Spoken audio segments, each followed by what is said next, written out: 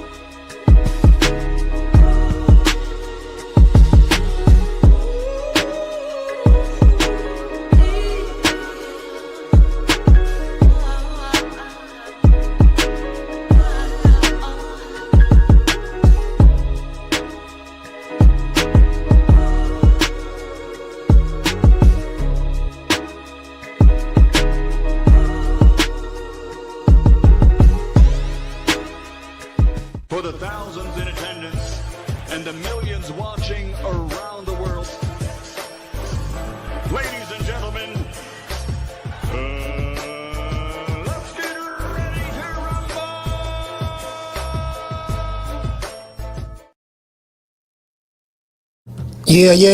Yeah. What's up, family? This is our boy, Coach Malachi in the building. And we back. True Media Podcast, the TMP family. We are back. We back up in this BI. It is what it is. Salute to everybody in the chat. Happy, what the day is? Monday? Oh, the day Tuesday. hey, I knew I was close. I knew I was close. All right, the day Tuesday. You know what I'm saying? Yesterday was Monday. My bad. H-Town T, what's going on, fam? Shout out to H-Town T. H-Town T in the building. Salute, brother. H-Town, what's going on? What's going on, fam?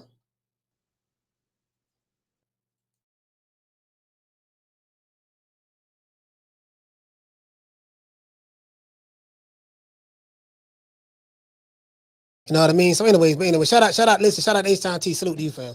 Yeah, I had them, okay, I had no turn that off. Hold on. When I had no turn that off, I just disconnected my my VPN blocker.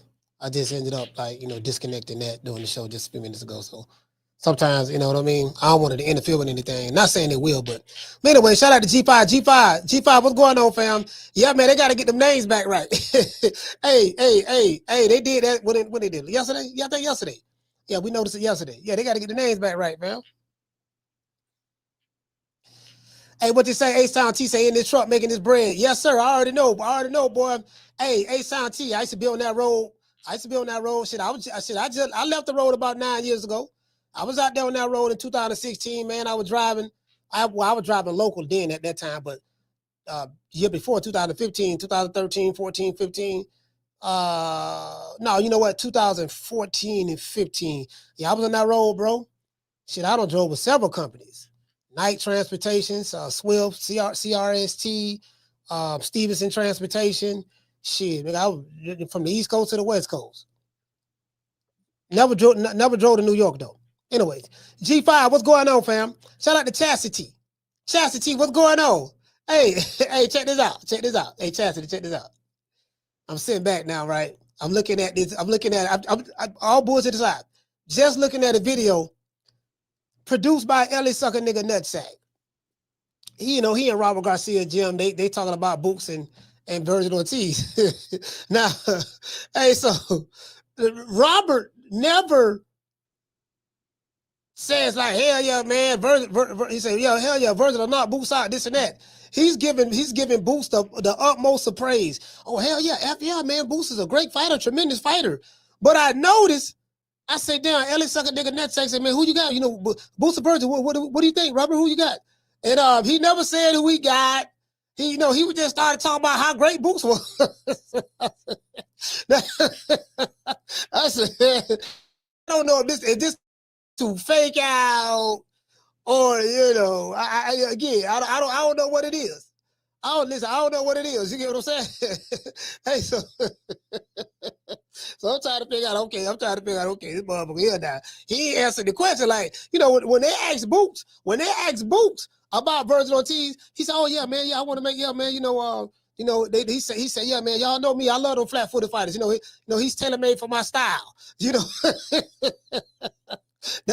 That's what that is. Say, yeah, he tailor-made for my style. Flat-footed, come forward, Mexican. This typical, straight up and down, no special effects. Me with all these tools I got in my toolbox.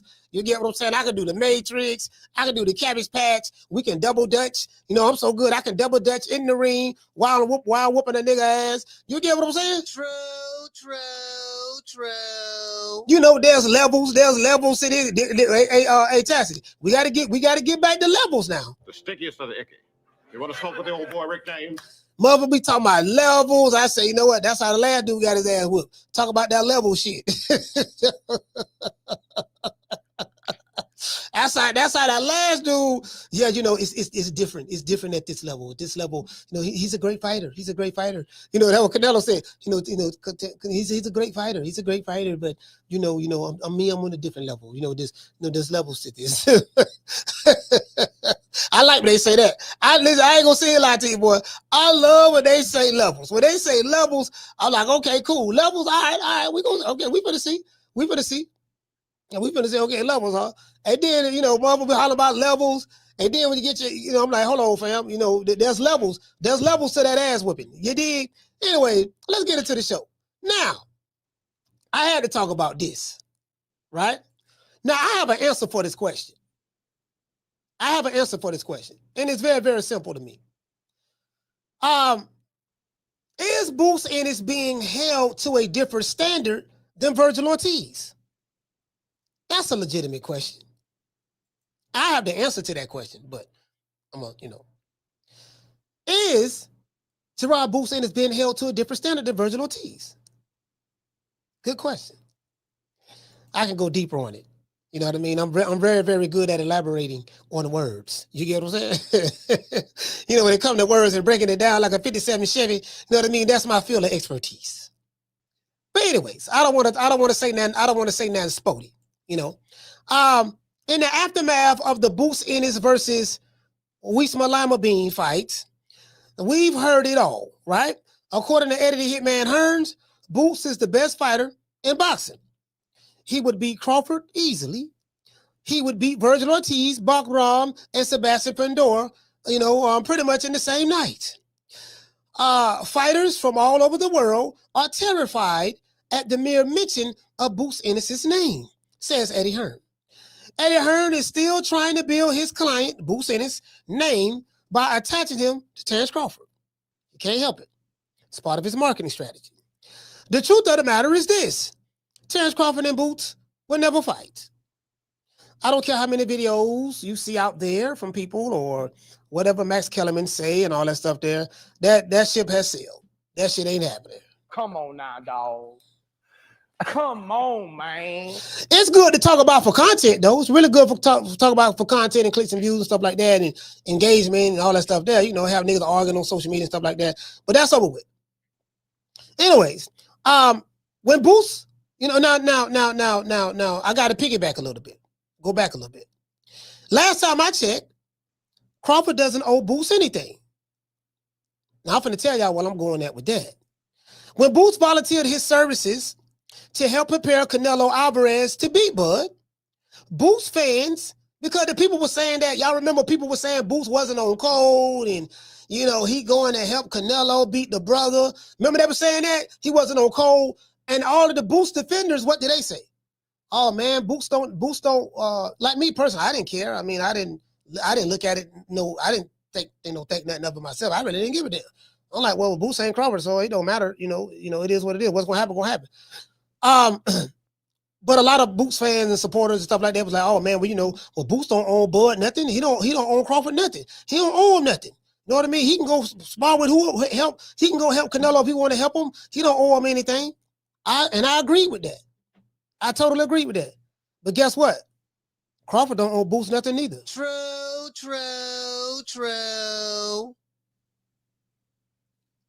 And Boots don't owe Crawford nothing by volunteering his services to go prepare Canelo to beat him in the upcoming fight. Crawford don't owe him anything. See how that shit swing? See how that shit swing both ways? You see how that pendulum it swing both ways. It's fair and balanced. If it's good for the gander, it's good for the goose. But I digress.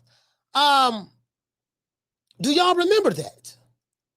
Boots supporter said Boots owes no loyalty to anyone by helping Canelo prepare defeat Terence Crawford. Now, that same group of people are saying that Bud owes Boots a fight. You can't make this shit up. True. Oh, he owe a nigga, huh? Right? That's what they say. You can't make this shit up. The double standard and hypocrisy when it comes to Bud are at an all-time high. Like Bud told me when I interviewed him not too long ago. He said there's always a double standard when it comes to me. My haters and critics have been wrong for so long that they are hoping to find someone that will be the one to beat me. That ship has sailed. Boots is going to have to build his own brand and to build his brand up from the muscle and not off another man's name.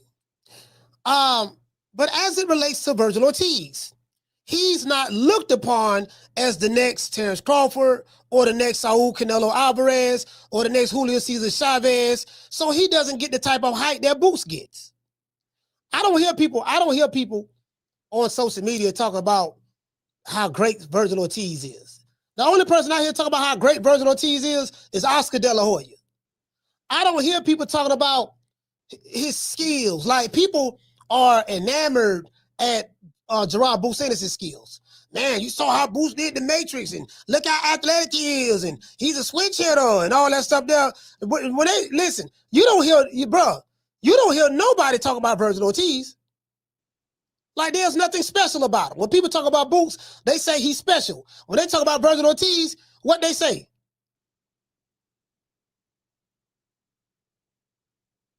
I'm just saying. That's a legitimate question. That's a legitimate question. What they say?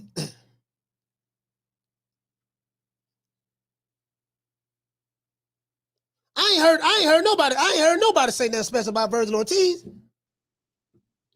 outside of Oscar De La Hoya.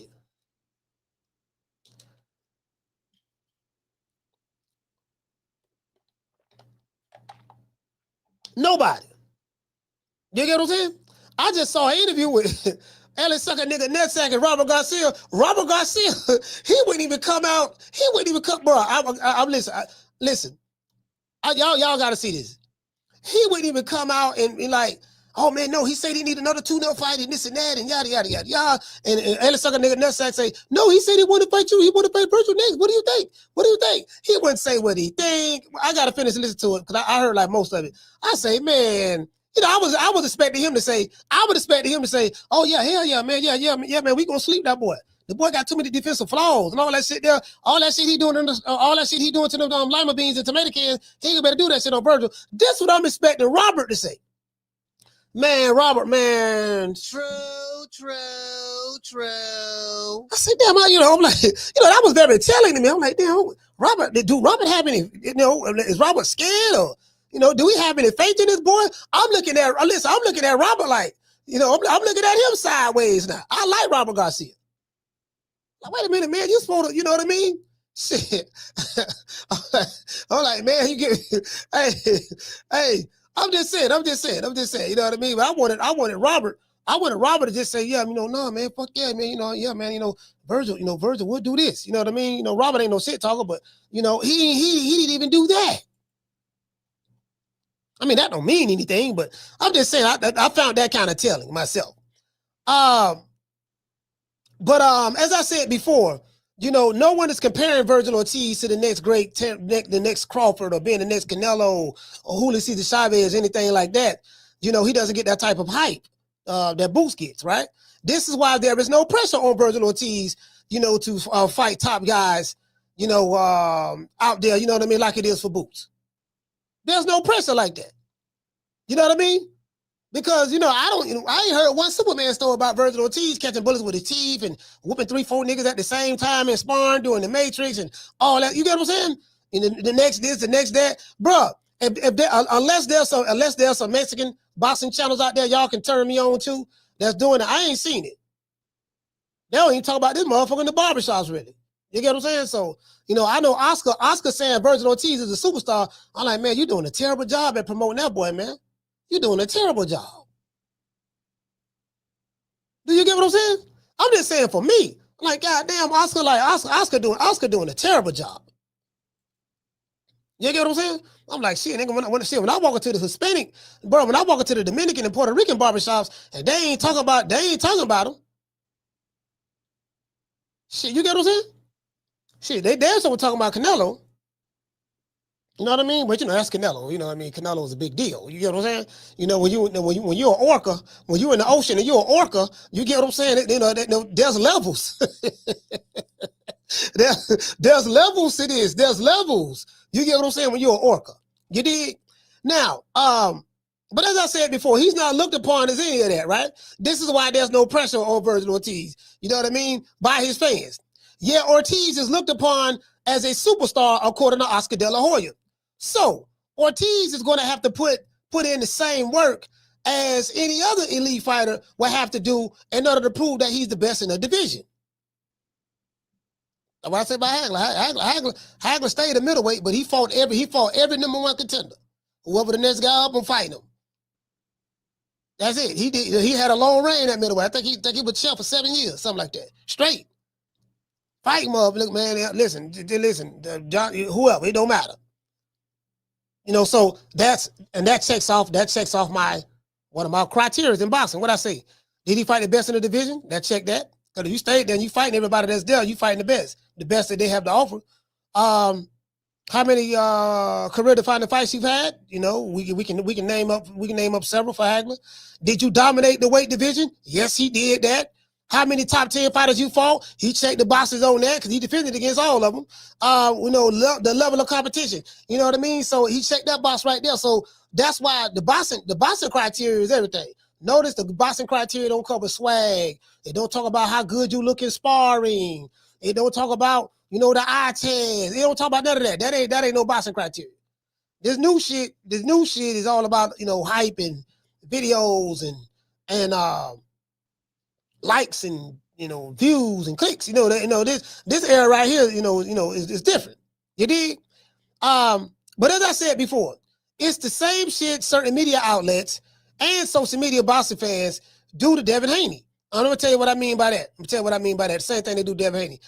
So it's kind of like they have a double standard. You want Haney to beat everybody while you crown your favorite fighter to be the best without having to prove anything in the ring against his contemporaries. Same thing with Devin Haney. I see it.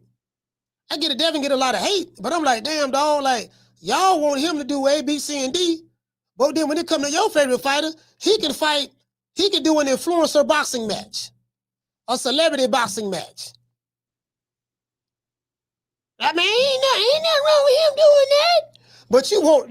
But the dude you don't like, you got a total different standard for him. So it is a double standard. It is a double standard. Did you get what I'm saying? It is a double standard. It does, and that's just how I see it. Your position changes based on your emotional attachment to that particular fighter. That's what goes on social media. If you have an emotional attachment to him, the same point in arguments that you're making against a fighter that you don't like, you totally take the opposite position when it comes to the fighter that you do like. Literally. You get what I'm saying? You want one guy. I seen it happen. Even with Canelo to a degree.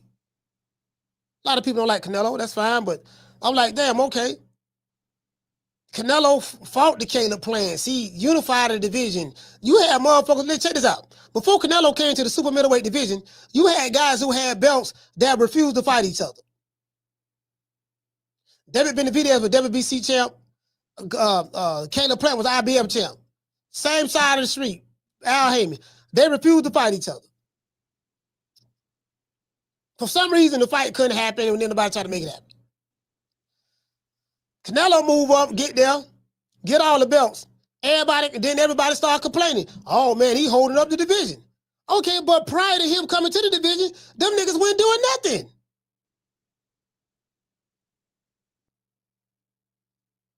You get what I'm saying? Listen, check this out. Check this out. Check this out. These dudes wasn't doing nothing, bro. Nothing. So I'm like, okay, Canelo moved up and added some clarity. He added some clarity to the game. I get, motherfuckers don't like him, whatever it is, but I'm like, shit, proud of him getting that. What shit? What Benavidez and them was doing? What Caleb Plant was doing? You get what I'm saying? What Caleb Plant was doing? And what I say, Chastity, she said, Coach is the winner in the chat.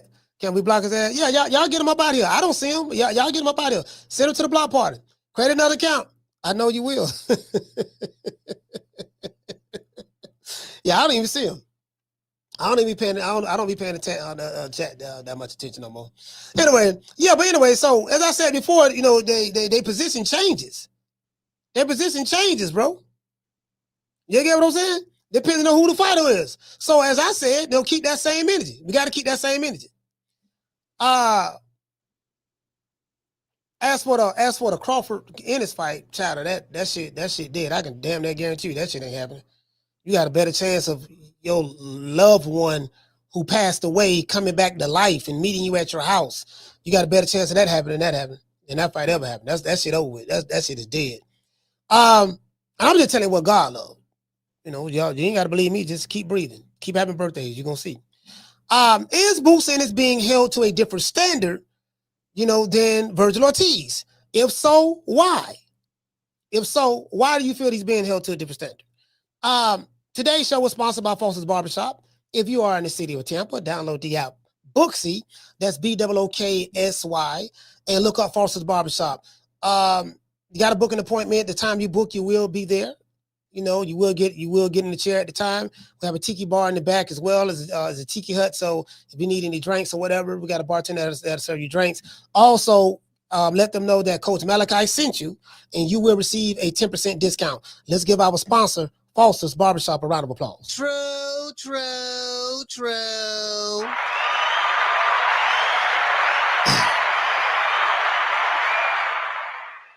Hey man, shout out to Shaw Cool Hands. Shaw, what's going on, fam? Shaw Cool Hands. Who else we got in here, fam? Shout out to Summer in November, Highlight Space. Salute to you, fam. Sonny Augustine, what's going on, brother? Yeah, but as I said before,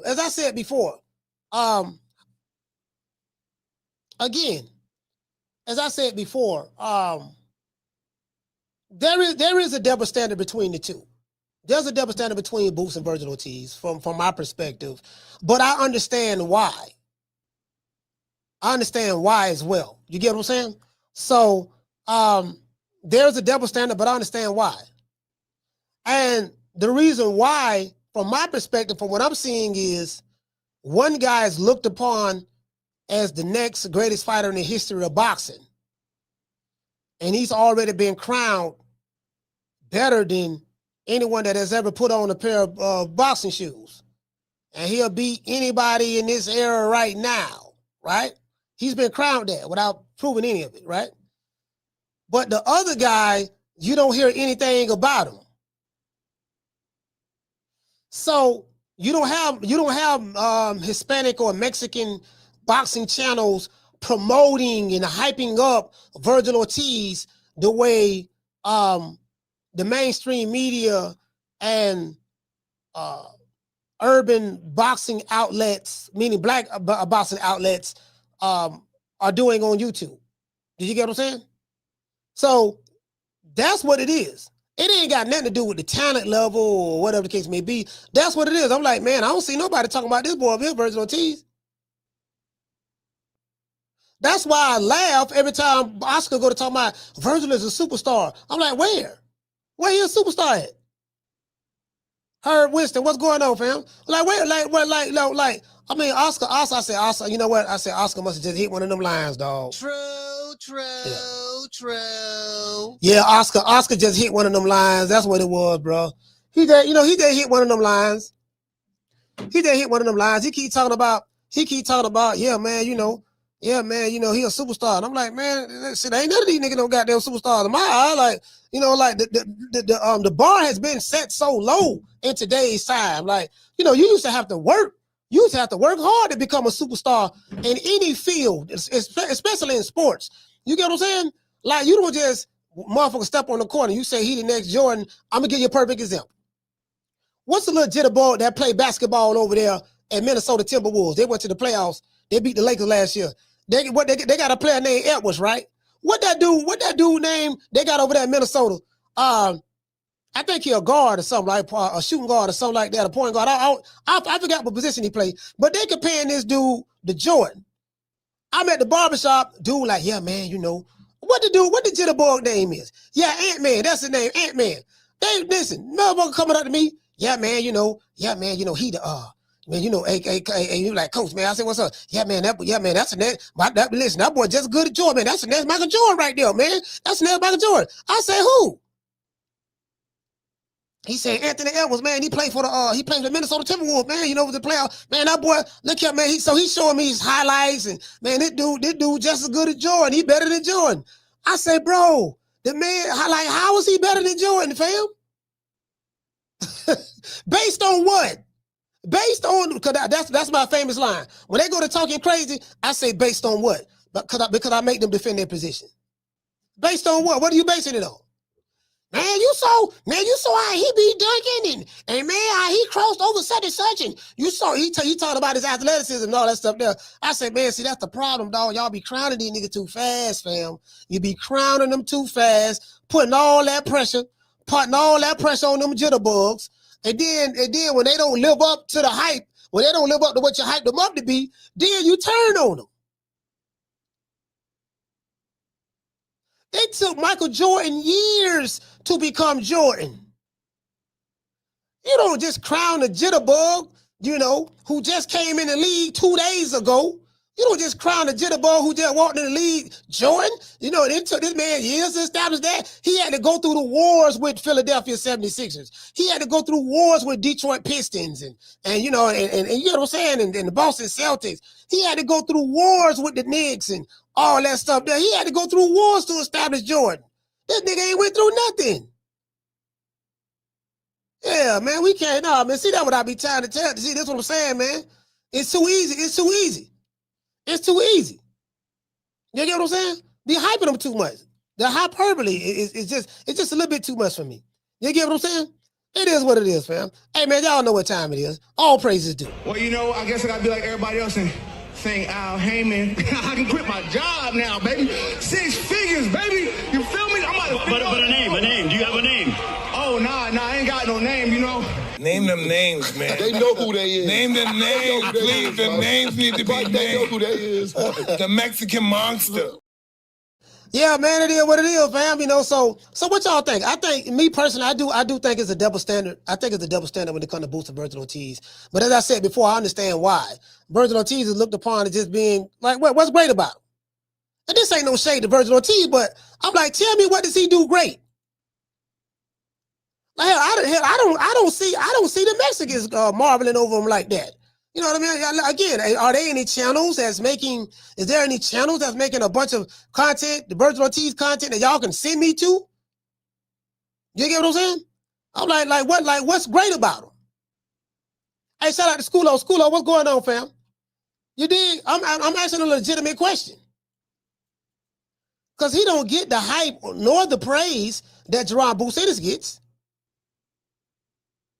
I don't hear nobody saying he the next hog head cheese, the next pork chop Willie, the next Shawty Big Nuts.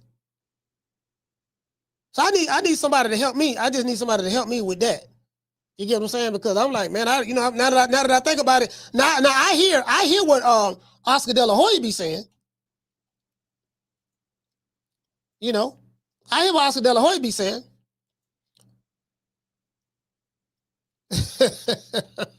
Hey, hold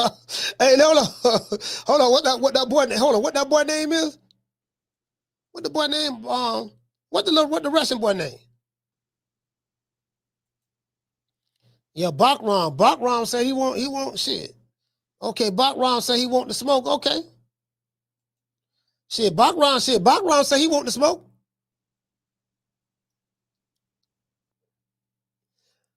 Hey, what you say? Hold on. Somebody just said something in the chat. Hold on, what you say, fam? Shout out to Carter Door. What you say, fam? He said, I can tell you why Mexican fans, fight fans, ain't glazing over Vergil Ortiz.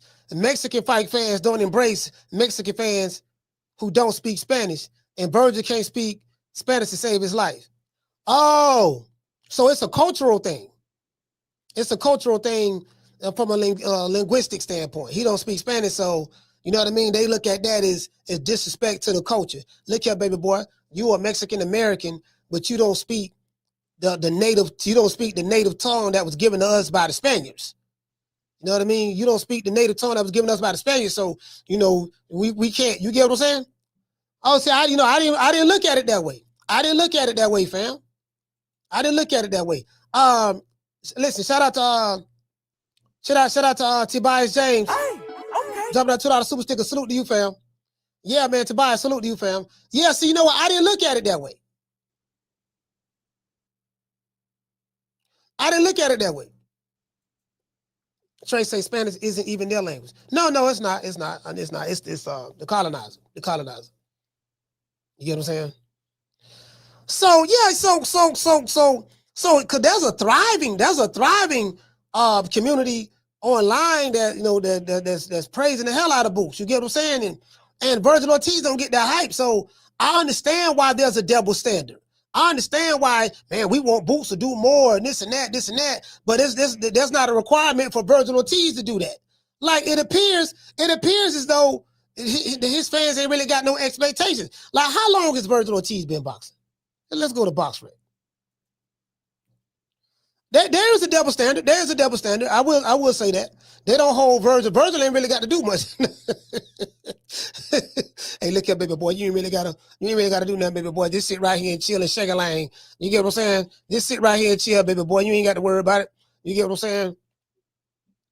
It's too much smoke and mirrors over there, but go in the boy, man. Like there's go in the boy. Well, okay, so Vergil Ortiz turned pro 2016. So he been boxing 9 years. Hold on. Boots been pro how long? 9 to 10 years. Let's see.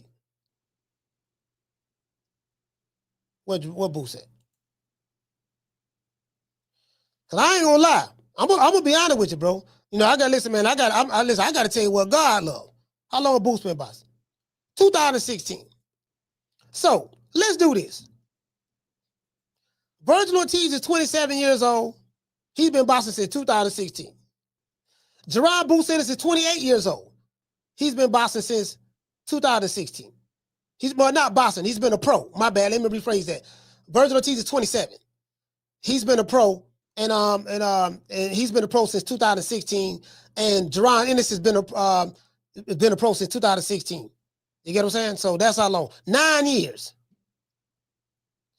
How many world titles that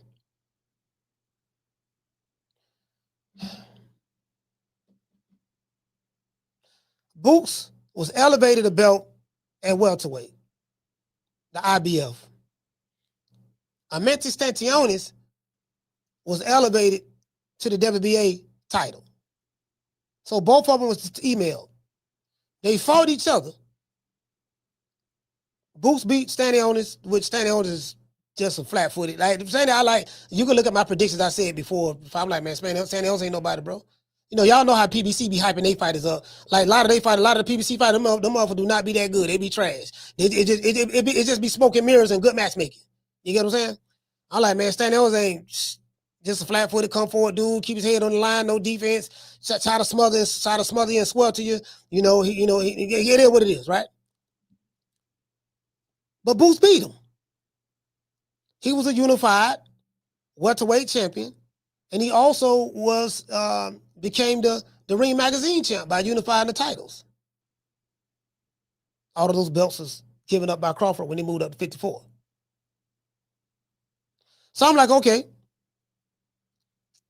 At least Boots did that. At least he did that. Then he moved up to 54, and he's now a unified champion. Of course, I'm being sarcastic, but he's a unified champion. He got the WBA intern title, and he got the IBO title. That's unification. That's 2 belts. When 1 + 1 = 2. That's unity. True. Unity. You get what I'm saying, Rick James? Shout out to Rick. Hey, listen. Shout out to Rick James. Rick James. Well, yeah, baby. I'm one of the baddest motherfuckers of all time. You dig? They said they never gave you niggas money. Never. But you could call me the can man, because anybody can get it. Africans, Americans, Dominicans, Mexicans, anybody can get it.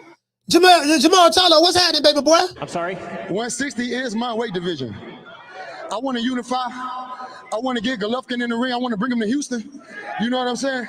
I want to get Canelo out here to Houston. If they really to come down to 160, this is my weight division. All right, so hold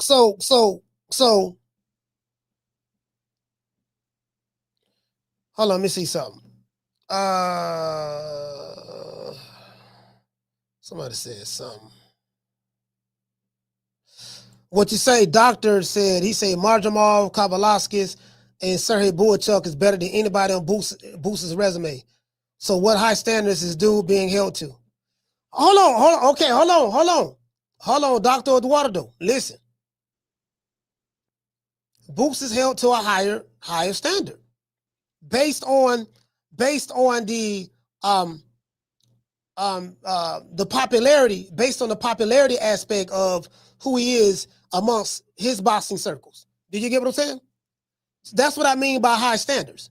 You know, he's held to a higher standard, it appears, because, you know, they're mentioning him, they're mentioning his name with the greats, and he's being compared to the greats and all that stuff there. You get what I'm saying? When you start getting compared to the greats, and, you know, hypothetically, we automatically know you'll beat all these other guys without fighting them. It's kind of like he's building a legend of his own. Then he just had that fight this past weekend against Lima-Bean, and Saturday taking that around with it. Eddie Hearn ran to the ring, goddamn it, like the Philadelphia Eagles won the Super Bowl or something, right? Even though he ain't for Philly, but you get what I'm saying. So that's what I mean. That's what I mean by that, fam. That's what I mean by that. And you really don't hear a whole lot about Verge from a popularity standpoint. You get what I'm saying? Shout out to Deal. Sorry about that, Deal. I was finna play the choir music. Shout out to Deal. Hey, okay. Dropping that quarter over. Bam, dub on your boy. Hey, Leroy. Super chat received. Playtime's over, boy. Chastity, what you say? He's going to fight a boss next? Facts, yes. That's who Boots going to fight next. He's going to fight a boss. Him and Vergil Ortiz ain't fighting each other next. I'm pretty sure of that. Shout out to Deal. What do you say? He say coach. He say Fundora versus Thurman is added to the undercard of Pacquiao versus Rowley. He say where those ticket sales? These dudes don't have no fans at all. You know what? I really don't. Has that been confirmed, fam? Has that been confirmed? Like Deal, who's saying that? Has that been confirmed? Because I'm hearing something totally different.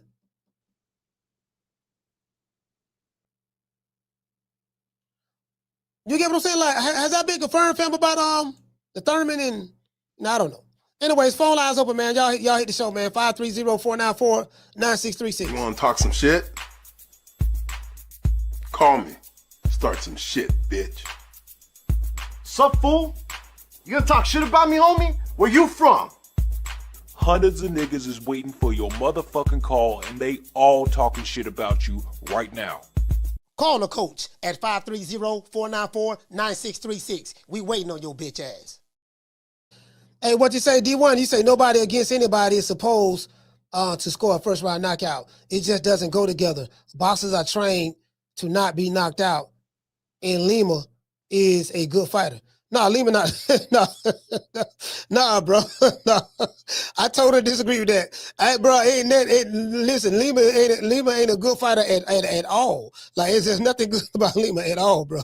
Bro, hey, you landed on kind of thick now. You landed on kind of thick. Caller, what's your name? Where you calling from? Martin from Oakland. Martin from Old Town. Talk to me. Yeah, Coach. I think the whole thing with Boots having more pressure than Vergil is because all the Wilder channels, all the Spence channels. When those fighters fell off, they needed somebody to get behind, and they just jumped on the Boots bandwagon. And the fact that Crawford keeps you becoming undisputed after undisputed after undisputed, making history, it's putting the pressure on, on Boots, because everybody was looking at it like, Vince gonna beat Crawford, couldn't do it. Okay, next man up, Boots, you beat him. And it's like, dude, this motherfucker ain't just beating you, he's slapping you. So that's where all that pressure is coming from, because of the hate that Crawford gets. And when it comes to Vergil don't really have that pressure, because I'm not gonna say he don't have no expectations, but there's no like Vergil Ortiz channel. There's no rabid fan base behind Vergil. Yeah. Vergil's a low key dude. You only hear about him on fight night, then he disappears. You know what I mean? He's not making a lot of noise on social media. At least, I'm in California, so I don't know what goes down in Texas. Your phone, your phone. Like a lot of, you got a real bad reception, but go ahead, continue. My bad, coach. I don't think he's doing a lot of media, appearances where, he's putting his name out there. And because he's such a mellow, soft-spoken dude, Oscar can only do so much with him, because he's not out there like Ryan Garcia is, you know what I mean? Making a jackass of himself every chance he gets. So he kind of gets forgotten about. You know what I'm saying? The whole belt thing, I think he just got fucked up management, because remember he was on the Madrimov Crawford card. He was supposed to fight Tenzu. That fell through. And even before that, he was supposed to fight Madrimov for the WBA, but Turkey made Crawford versus Madrimov. So he got the short end of the stick there, which, you can't blame, Turkey for doing what he did. Business is business. But, he basically keeps getting fucked over by the people that are running his career. And that's why, nobody's really like, come on, man, you got to do something. And the fact that, he's fighting his third top 10 ranked 154 pounder, that's why people give him a pass. That's all I got, coach. All right, so fam. Yeah, Martin, man.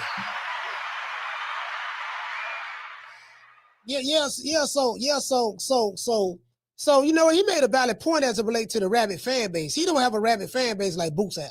Boots have a rabid fan base. So the question is why? Why Vergil Ortiz don't have a rabid fan base? And this is what I try to tell y'all. See, y'all could you hear people, you make these straw man arguments, say, yeah, man, the Mexicans, they gonna ride for their own. It's always us who go against us. And I'm like, well, because in the black culture, because tribalism is so, we practice tribalism so heavy right now that just what it is. We're tribalists, so we always gonna split the pie. There's never going to be a monolith to where we gonna get behind this black fighter because he's black. Blacks don't do that. You know what I mean? It's all about, it got to be the right black fighter that we like. And if it's a black fighter that we don't like, even though he's doing great things, then we're against him. And we always going to divide the pie. But I say all that to say this. Even with the Mexican boxing fans, like as I said before, you ain't got but one Canelo. So when I hear this straw man argument to where, if you put black and Mexican together, it's gonna sell. Bull to the shit. It got to be the right black and the right black fighter and the right black and the right Mexican fighter. Shit, because I could damn near tell you, Esau Cruz and Lamont Roach ain't gonna pack no goddamn arena. It ain't gonna be as simple as, yeah, man, see, we got a black fighter fighting a Mexican. It's gonna do crazy numbers. No, hell it won't. It ain't but one Mexican fighter named Canelo, that's it. And the rest of them, man, can't do what Canelo do. So I'm saying all that to say this. As like the Vergil Ortiz, it's like, bro, he don't have a rabid fan base. Like, I really don't see a bunch of people talking about they fans of Vergil Ortiz like that. You get what I'm saying? So when Oscar go to talking about this boy a superstar, I'm like, superstar where? Where you a superstar at? Ain't nobody talking about this dude. I don't see no. Boy, I'm trying to tell you, boy. I'm sitting there looking at Yeah, I don't see no boy. That nigga there, boy. that nigga looking like Clubber Lane. Boy, he's old now. I'm looking at Debo Dev opponent right here. Debo Dev opponent in 40 days. Boy, I'm looking at Debo Dev's opponent, boy. Woo, Lord have mercy. Anyway, back to what I was saying though, right? Back to what I was saying. Yeah, man. I'm like, dude, this man got any fans, bro? Oh, there go Jolene. Throwing punches and bunches. I'm like, dude, Vergil Ortiz have any fans? Like, I don't see nobody riding for him. I haven't. This is how I know. This is how I know you ain't got no fans. If ain't nobody calling me, sending me death threats about you, if ain't nobody telling me you better not come to the fight because I don't like what you said about my fighter, if ain't nobody telling me I got shooters, homies, you know what I mean? If ain't nobody telling me that about your fighter, I'm like, man, I don't think this dude really got no fans like that. True. Ain't nobody talking about sliding. Ain't nobody talking about sliding for you. Hey, deal. If ain't nobody talking about that, we finna go slide, dog. We finna go slide. We finna go slide right now. We finna slide right now, dog. If ain't nobody, you get what I'm saying? If ain't nobody talking about sliding for you, dog, like you did. I'm like, man, hold on. Do anybody know who they do this? You get what I'm saying? So listen, there is a double standard. I totally agree. Boots got, people want Boots to do more than Vergil Ortiz. So those are the facts. But to sit back and say that Mexicans are just one monolithic group of people when they come to boxing, that's a goddamn lie. That's one of the biggest lies that's always told on social media. They always stick together. No, hell, they don't. Where y'all got that from?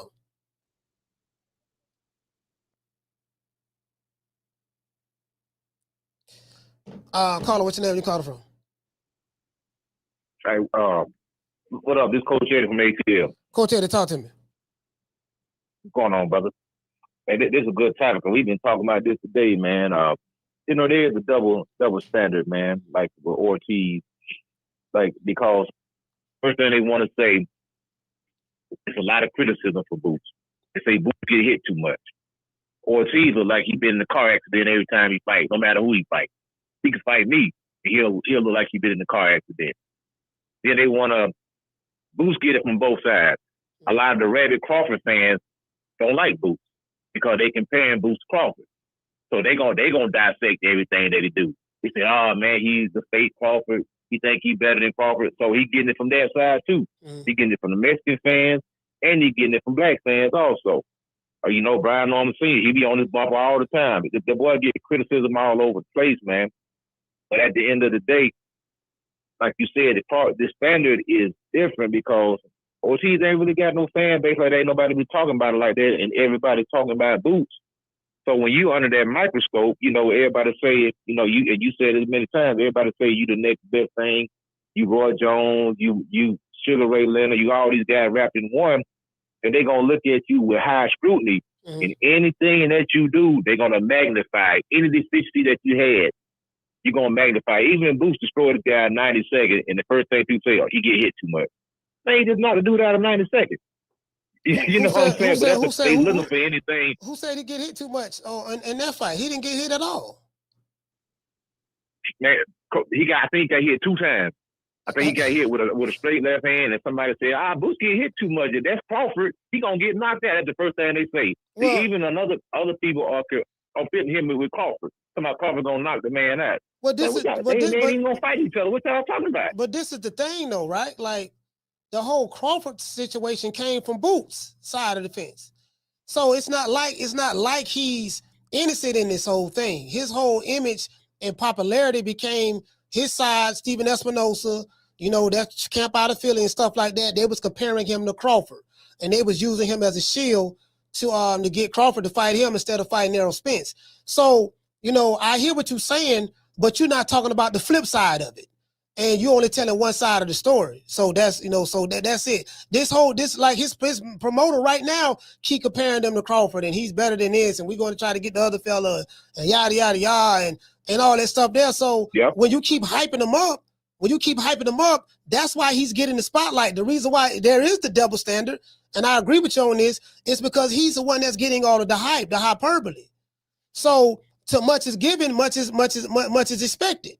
If they're giving you a bunch of hype and saying that you hypothetically the greatest fighter and you will beat all of these other guys from before you and currently here with you, then people have higher expectations of you. You can't accept the praise, but then want to reject the criticism that come with the praise. That's a part of it. But I digress. Yep. No, you're right, because if you really want to go down that rabbit hole too, not a rabbit hole, but they said a lot of things about Crawford. They said a lot of things. They said Crawford get hit too much. They were saying all these similar things they're saying to Boots. They were saying about Crawford. And I hate to keep comparing the guys, but look how many years Crawford got criticized before he finally reached that pinnacle that he's on. And then when he beats the guy who was the guy, he still gets criticized. So like you can't win. So at the end of the day, all you can do is just beat the guys in front of you and do the best that you can do. But I understand the marketing scheme. I would do the same thing. I would try to compare my fighter to the best fighter in the world, which is Terence Crawford, to boost my profile, because at the end of the day, that's the name of the game. Whether they call it clout chasing or whatever, if you want to build your profile, just latch on to the best guy out there and try to ride his coattails. But that's my call, Coach. Absolutely, fam. Yeah, See, the thing with me, the way I can keep it fair and balanced, and I'm like, okay, it's two sides of that coin, bro. It's two sides of that coin. You get what I'm saying? You can't talk about tails and then ignore heads. How do we get the tails? We got the tails because of everything that happened when it was heads. Soon. Look how soon we forget. You get what I'm saying? So too much is given, much is expected. That is what it is. That's what come with it. You can't want the praise, but then not want the criticism that come with the praise. The higher the praise, the higher the criticism gonna be. Why? Because the higher the praise, the higher the expectations. See, that's the thing. That's why, what do I tell y'all over here on this show all the time? I say, look, the worst thing you can do is what? The worst thing you can do to me is come over here and brag to me about how great your fighter is. Because once I see you taking them on this level, now I'm looking at it with higher scrutiny. Because you want people to pay attention to him. This is why you are hyping him up the way you're hyping him up. So now when I pay attention to him and I don't see what you see, sometimes it can be misconstrued as hate. Well, it's hate because you don't see him the way I see him. No, it ain't necessarily his hate. It's just that you feel it's hate because I don't have the emotional attachment to your fighter like you do. However you internalize your emotions is, that's on you, fam. But yeah, I don't see him like that because see, again, I see all fighters through the prism of my boxing criteria. See, I see my fighters through a prism of a boxing criteria. You see your fighter through the prism of the eye test. The hype. You get what I'm saying? The fame, the popularity. We see boxing from two different perspectives, fam. So that's what it is. That's why I tell y'all, stop putting all that pressure on these jitterbugs. We don't see this before. We just saw a dude. It took a dude 17 years to become an overnight success. Let me repeat that again. It took a dude 17 years to become an overnight success. Shout out to Bruce Gas. What's going on, brother?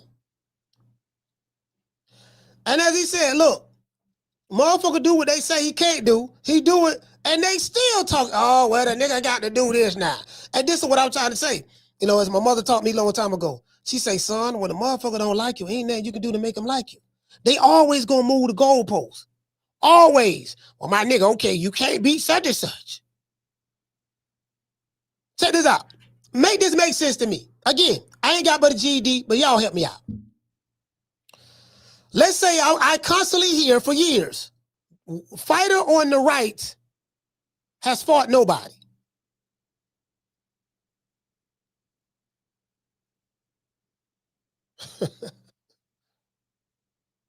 17 years, he ain't fought nobody. Cool.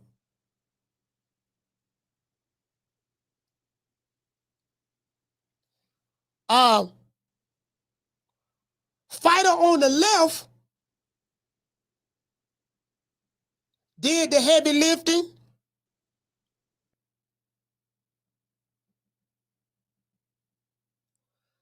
Is more popular.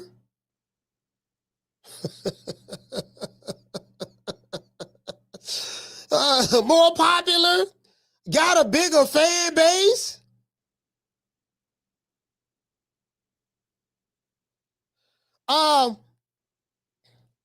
Get more positive media coverage.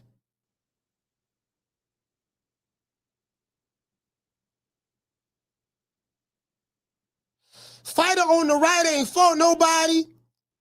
Fighter on the right is chinny. Fighter on the right is black and crispy.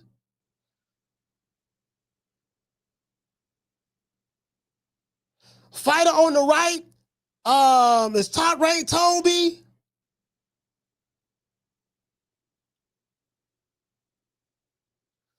And prior to fighting the fighter that did all the heavy lifting, that's more popular, that have a bigger fan base, and get more positive media, and then another fighter is the biggest fighter in boxing.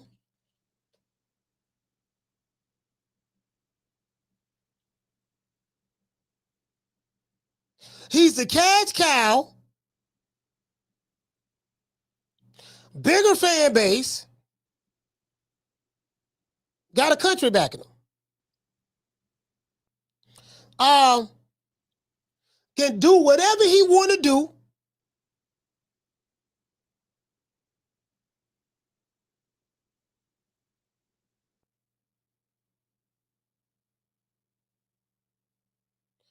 And he's the face of the sport. Now that same fighter that's in Fighter B, that fought nobody, that's shinny, that's black crispy, top ranked Toby.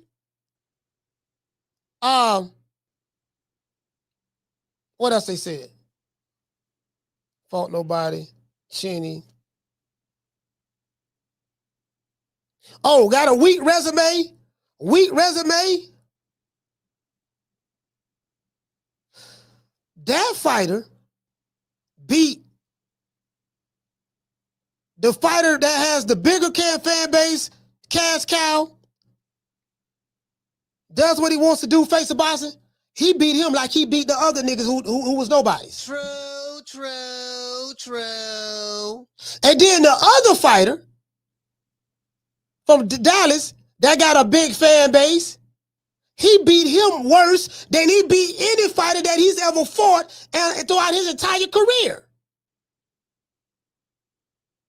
But you keep hearing this guy, he's shitty, he ain't fought nobody, weak resume, top ranked Toby, the big black crispy, the nigga, you know what I mean? He whooping the dudes who looked upon as being the better, bigger, more popular fighters. And he's beating them worse than he did the nobodies who y'all said he fought. And they still shitting on him. They still shitting on him. So that tells me, look, man, they just don't like this nigga. It is what it is. And that's fine. They just don't like him. And they moving the goalposts again. Brian Newman said something yesterday on the show. He said when it's the fighter that they like, they have a different standard for the fighter that they like versus the fighter who they don't like. I found that to be true. When you take a fighter that you like and compare him to the fighter that you don't like, and see can you be fair and balanced. Very difficult. So as it relates to Boots, he's in that situation. But his team created that situation for himself. Instead of trying to become the next Jerron Boots Ennis, you're trying to become the next, the better version of Terence Crawford. At least that's how they're marketing you. We don't know who Boots Ennis is because he's in the shadow of Terence Crawford. Not because Crawford is overshadowing him. It's because his team is throwing him in the man's shadow. Yeah, we better than this nigga. We this, we that, we this, we that. And the dude ain't saying shit to nobody. Like, man, we still doing this? So that told me a lot. I'm like, man, you know what? Yeah, motherfucker just don't like my mama, listen, my mother, man, my mother, she told me some real shit. She say, son, let me explain something to you. If a motherfucker don't like you, ain't nothing you can do to make him like you. So never try to go out of your way to please people who don't like you. Never go out of your way to try to win over people who don't like you. Fuck them. My mother was real blunt. So that's the position that I take. And so I always see things through that prism. When I analyze things, and I'm a critical thinker. People who are intelligent, people who have high intelligence and stuff like that, critical thinking is a part of their mental fortitude from an intellectual standpoint, right? Again, I ain't got a GED, but I have a master's degree in common sense, and and common sense is the best knowledge that you can have. It's better than book knowledge. It's better than any of that shit. Cause you got a lot of motherfuckers who book smart, goddamn it, but they ain't got no common sense. They don't know how to read the room. They don't understand what certain situations is. They can't think on their feet. Do you get what I'm saying? They're more like structural. I'm not saying everybody, but I'm just trying to draw a parallel, so to speak. You get what I'm saying? So yeah, I mean, it is what it is. But as it relates to Vergil Ortiz, I'm like, yeah, man, bro. I think Martin said something, man, like, yeah, he ain't got no fans like that, bro. He ain't got no fans like that. None. So you gotta know, so basically you gotta, basically what I'm saying is you gotta know how to take it. If you dish it, you gotta know how to take it. You get what I'm saying? If you dish it, you have to know how to take it. This what come with it. If you don't like it, leave the game. That's all. It's that simple. If you don't like it, leave the game. This shit ain't based on a nigga feelings or emotions. Like me, right? I tell y'all, I give 25 fucks about a nigga's emotions. Cause I be around a lot of these people when I go to different places. I ain't just sitting behind the camera in the computer screen or the phone. I be out and about in these different places in different cities. I'm what you would call boots on the ground, so to speak. You get what I'm saying? So, as I said before, again, I get it. And and I understand the modern day fan base as of late in today's time. I understand like people who I know used to watch boxing with me when I was growing up. They don't really watch it anymore. They don't follow it anymore. They kind of like lost interest in it. And that's how I know, like, you know what, there's a boxing culture is different. Like America, we don't have a boxing culture anymore. That's over with. Right now, we're going into as I told y'all, you're going to see what it is. Hold on, let me make sure I got this. Oh, okay, I didn't do that. Yeah, I told y'all you're going to see more, because I see what TKO is doing, TKO Holdings. I see what they're doing, and I see how they pretty much cornering the market from a sports entertainment standpoint. And now you're gonna see a lot changing in boxing. You're gonna see a lot changing with the media as well. It's gonna become a lot more consolidated, a lot more controlled in order to get the message out there. You're gonna see a lot of shit coming up in 2026. You're gonna see it's gonna be, and again, change is good. I like the change, it's good. Me personally, as I say, I love, I don't know Turk Al-Sheikh personally, but I just love what he's doing from a work standpoint in boxing. I like what he's doing, making these motherfuckers fight. I'm gonna pay you the money you want, but you got to get in there and thump. and removing the promoters out the way. Like, again, as I said before, a lot of these American promoters, they've been the problem. So, as it relates to Boots and Vergil Ortiz, I don't see them fighting next. So, and that's kind of like what I gathered out of what Robert Garcia was saying in Ellie Sucker Nigga Nutsack. That's kind of like what I gathered out of it. Like, matter of fact, hold on. Let me see, can I pull it up? See, can I pull it up? Hold on. Let y'all hear it, because I was listening to it. Hold on. Oh, wait a minute, my bad. Here you go right here. I was listening to it in the other phone. Wait a minute. Here you go right here. All right, here you go right here. All right, let's see this. I do not own the rights to this material. It's for education purposes only. It would sell. The biggest fight in the division. So sometime next year the fight should happen. It has to happen. That's what he wants. Okay, Boots against Xander. Who wins? Boots is good. Eddie did. Look, did you see Boots?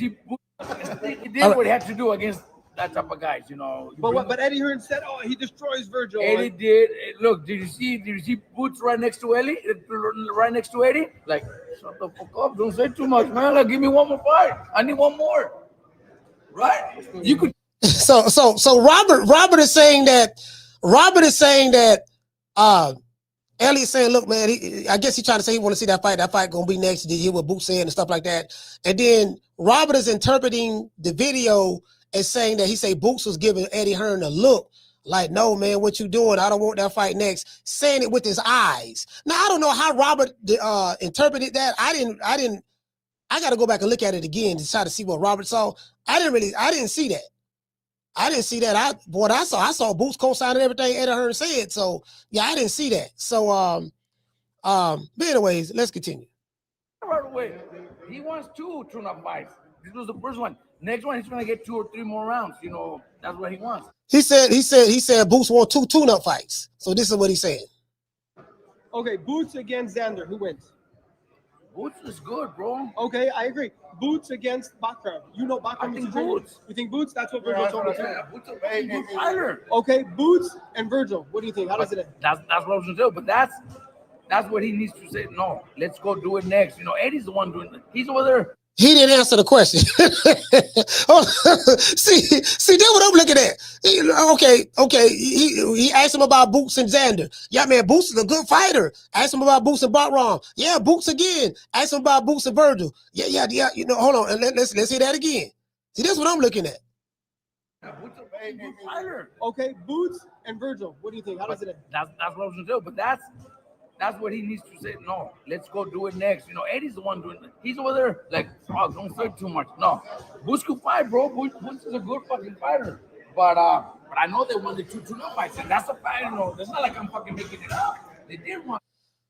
So he said Boots is a good fighter. He pivoted off of Vergil. Yeah, Boots is a good fighter, but they said they wanted 2 tune-ups. I'm not making it up. This and that. See, it was that right there. I'm like, because the man is trying to get a direct answer. Okay, the man is trying to get a direct answer out of you. I'm like, okay. It looked like Oscar. It looked like he was dancing around it. I ain't gonna lie. The man asking you a direct question. You keep, he's a good fighter. And Carla, what's your name? Where you calling from? Chris calling from Philly. Chris calling from Philly. Talk to me. Just getting off work, so I just tuned in and it just seemed like the 30 seconds when he was playing the Robert Garcia clip. But it just reminded me that Robert Garcia if you ever watch him talk about Boots, he never talked bad about Boots. I give him credit. He always talks highly about Boots. But he know what he's looking at. I mean, that's why he hesitate when you just played him talking about Boots versus Vergil and all of that. I mean, Robert ain't crazy. And he said that shit years ago when they asked him about Boots and Vergil before. He came out and said, oh, we need that. That's a fight that's 4 or 5 years down the line. We need a couple more years before we fight Boots. Because Robert's not crazy, and he know what he's looking at when it comes to Boots versus Vergil. And I mean, he a good trainer, but he ain't no dummy. You know what I mean? That's he know what he's looking at. Well, hold on. Okay, let me ask you this. Because somebody Hitman said something in the chat, and he I forgot about this. He could have fought Vergil in Riyadh, November 2020, November 22nd last year. He said, but he turned it down with Turkey. And I do you remember that? I do. So do you feel that was how do you feel about that?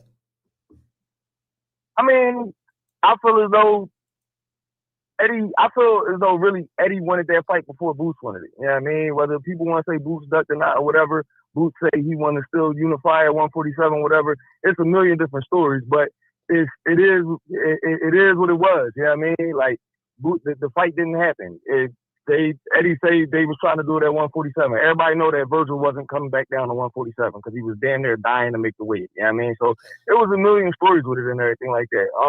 But how I'm looking at it now is like, do your job, Vergil, against Ruben. You know what I mean? And Eric, what everybody wanted Boots to do as far as saying such and such name or saying this guy name is being said now. So he did. Yeah, he you did. know what I mean? Like we here.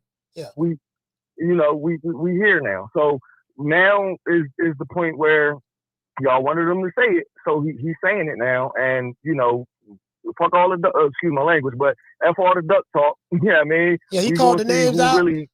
He called the names out. Now it's time to put pressure on them other fighters because Boots called the names out. Cause see, that's where I'm at now. I'm like, look, he did what I wanted him to do. He called the names out. I'm like, okay, what's happening? Bakhram said he ready. Bakhram said he ready. Yeah.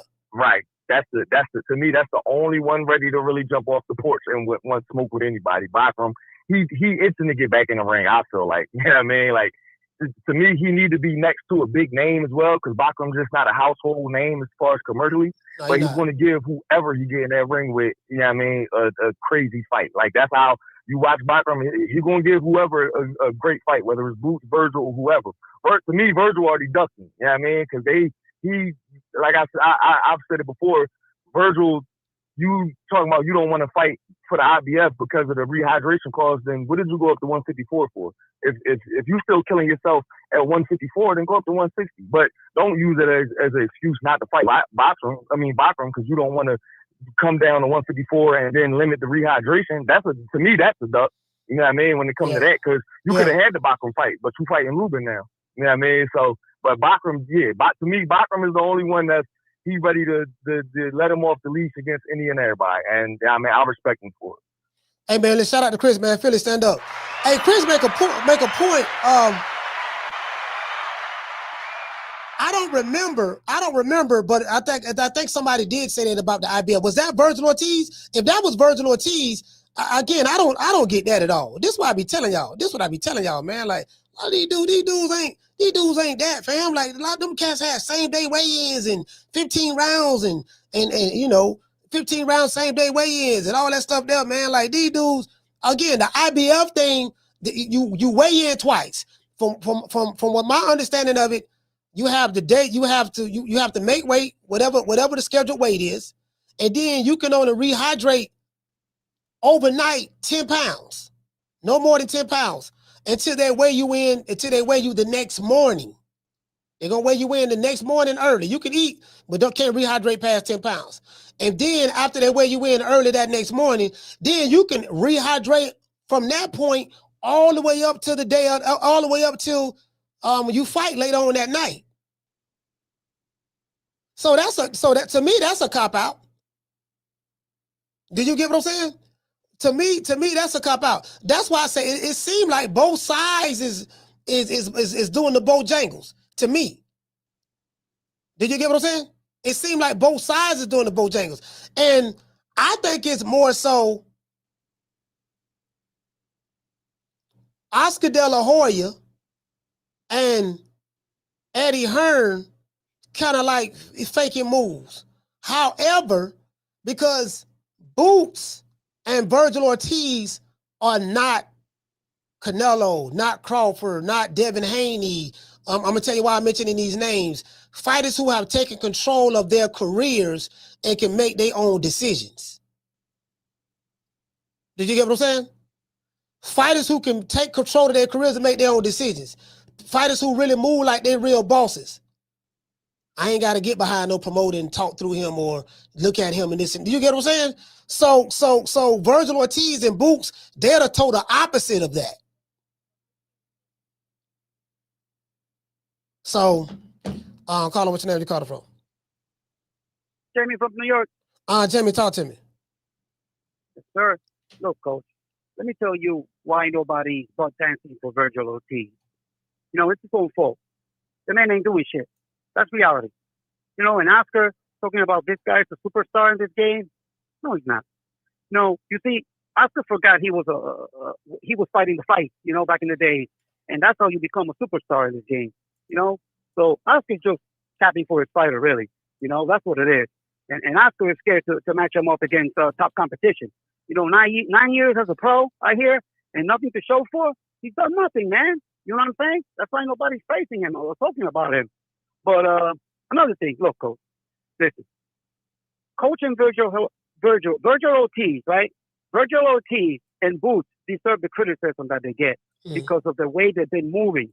You know, they're not. You know, it's not us the fans making this shit up. You can't fool the people. You know, the good thing is both fighters are young, and there are plenty of fights out there they can make to become a superstar in this game. You know what I mean? So they still got time, bro. All they gotta do is pick it up, man. You know what I'm saying? As of lately, they're not doing anything, man, and they're not pleasing the fans. So, you know, we also have a voice. So it is what it is, man. But both fighters, you know, I feel that they've been ducking each other for about a year now, but we're going to see. I know Boots was calling the man out. I don't know what's going to happen with Vergil Ortiz after his fight, but you know what? Everything is set. We're ready to go. That's my call, Coach. All right, salute, fam. Yeah, so I look at it like this. And I'm going to tell you why I said what I said about the guy who it took him 17 years to become an overnight sensation. If Canelo and Crawford isn't above criticism, Vergil Ortiz and Jerron Boots Ennis is not above a criticism as well. If it's safe to criticize Crawford and Canelo, it's damn so better be safe to criticize Boots and Vergil Ortiz. One nigga been getting criticized for 17 years. 42 fights criticized. So shit, if you said you the second version of him, then this what come with being the second version of him. If you say you better than this dude from Omaha, Nebraska, Carla, hold on. Then you got to take what come with walking in his footsteps or shadows or want to be marketed off of his name. No, this what come with it then. You can't say it's cool when it happened to him, the nigga that you don't like, but it's a problem when it happened to you. No, you gotta, no, this what come with it. You's a part of that crowd criticizing that dude as well. But now the criticism come your way, now it's a problem. No, this what come with it. Carla, what's your name? You called from? LJ Wright. What's up, Coach? LJ Wright, talk to me. You make a good point on that one. You and Jamie. I'm here in Texas. If you don't speak Spanish and you're Hispanic, they can see you as a pineapple. That's what they call him. Oh, he looks Spanish on the outside, but he ain't really Spanish. He ain't real Mexican. Yeah. And my thing, another one too, they better stay away from Bakhram. They better stay away from Bakhram. You go back and look at his fights, it seems like he's doing it with ease, Coach. It's like he's taking it all in. The way he chopped down Tim Zoo, they better stay away from that guy. That'd be a cherry gone wrong right there, or a can that they didn't mean to pick up. But yeah, Coach, that's my call. That's all I want to say. All right, shout out to LJ Wright. Salute, fam. Take care, man. Yes, sir. Yeah, I'm not gonna lie, fam. Like I mean, I've seen like 4 Bakhram fights. You know, Styles make fights. You know, I mean, shit. I would think somebody like a Boots should be able to handle Bakhram with ease. I would think that he would be levels above somebody like that. So, I mean, I think I have Boots. You know, from a stylistic standpoint, I have him beaten. I probably, you know what? My pick would be Boots to beat Bakhram. But, you know, and I'm gonna tell you a good reason why I would give Bakhram a shot in that fight, because Bakhram, I don't think that he would come in the ring scared before he step in there. Like how Lima-Bean was looking in the ring when they put the camera on Lima-Bean, when him and Boots is in the ring, also that look on his face. Like some of these fighters that used to fight certain fighters, like if you getting there, somebody do getting there with Canelo or they getting there with Boots, they scared before they step in the ring. They be looking all timid and, you know, shaking like booty meat and all that stuff there. I mean, now Karen Chugga didn't. Karen Chugga, especially that second fight, he came to fight. You get what I'm saying? And got knocked down one time, but he came to fight. He went at him. You know, he was just pillow fisted. But when you got a fighter that's not intimidated by you, that's not intimidated. When you got a fighter that's not intimidated by you, what you say on Chastity? She say same with Stanionis. Yeah, same thing with Stanionis. Stanionis, yeah, listen, Chastity, you hit the nail right on the head. Stanionis was just a basic ass fighter. And this another thing too. I don't know if y'all agree with this. All champions are not created equal. Let me repeat. All champions, meaning all title holders, are not created equal. You know, there is some truth to it being levels to this. There is some truth to it being levels to this. That is true. I be laughing to kick in, but there's some truth to that. Right? I'm going to tell you what I mean. Rolly Romero is the WBA welterweight champion. Boots is the former WBA welterweight champion after beating Stanionis. Which would you say Rolly Romero? Okay, would you say I beat Rolly Romero for the WBA title holds more weight than I beat Jerron Boots Ennis for the welterweight title? Do you you get what I'm saying? Y'all picking up what I'm putting down? Listen, all title holders are not created equal. And Poach Chop Willie got the IBL belt, and Poach Chop Willie got the IBL belt, it's different from I beat Errol Spence for the IBL belt. I beat Canelo for the IBL belt. That's different. You know, so hey, what you say, Damien say, or beat Killer Cam. Hey, he say he'll beat Killer Cam. Hey, you know what? I can't even fret, dog. Cause I'll be a hypocrite if I say that. No, you're right. You're right. Killer Cam. Hey, you nigga, I beat Killer Cam to become undisputed. So this is why people clowning Devin Haney. People clowning Devin Haney, it's not because he wasn't undisputed. It was, dude, look who you fought to become undisputed. So all title holders are not created equal. Y'all got to understand that. It's not as simple as, oh, I beat a champion. Yeah, but you beat Papa Smurf had the belt, fam. You ain't beat Monroe for the belt. You ain't beat Hog Head Cheese for the belt. You ain't beat Poach Chop Willie for the belt. You beat Rainbow Bright for the belt. You beat the Care Bears for the belt. You beat Snarf from the Thundercats for the belt, fam. There's a difference. True. Poach Chop Willie in this case is just so happened to be George Cambosos. Because George Cambosos was a pork chop. Again, this ain't no disrespect. I had to call him Killer Cam, in order to hype the fight up. Because I was trying to hype the Devin Haney Cambosos fight up, so I had to come up with a catchy name. So I started calling him Killer Cam. Had to hype it up. So y'all remember that. Y'all know I'm good at hyping shit up. So I was hyping it up, and then George Cambosos, he started letting it get to his head though. He doing press conferences. He got all the belts around him. He say, "You a king." So because I think they were saying Devin Haney is the king or some shit like that. Bill was saying he was the king. He say, "You a king, but what's a king to an emperor?" He would have called himself the emperor and all that stuff there. I was like, man, George Cambosos, he laid it on a little too thick. Hey, Schoolo, he laid it on just a little too thick. He wouldn't have called himself the emperor. I was like, man, I don't put these jumper cables on this boy, man. This man jumping out the window. He jumping out the window like Superman with no cape. No cape and no damn well he can't fly. So we gotta, I say all that to say this. All champions are not created equal.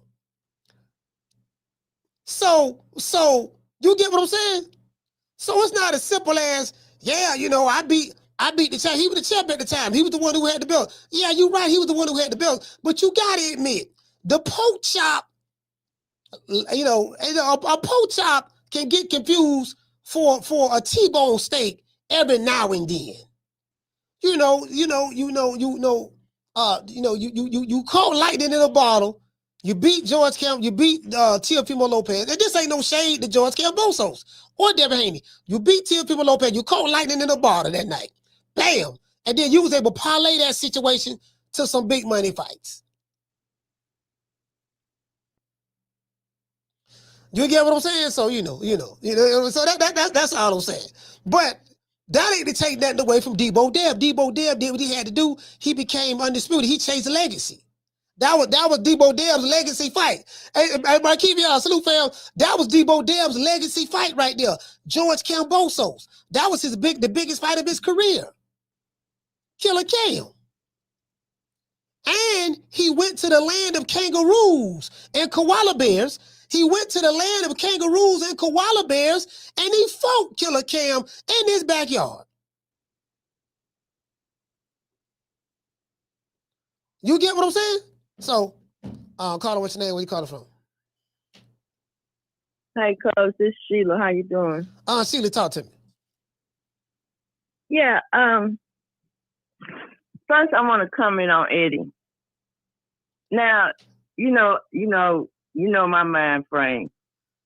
But when Boots won that fight, and Eddie jumped in that ring, he reminded me of like a child on Christmas Day, like up to 13, 14 or something they've been wanting, and they open their gift and they jump up and they turn around and they run. You know, he looked just like that.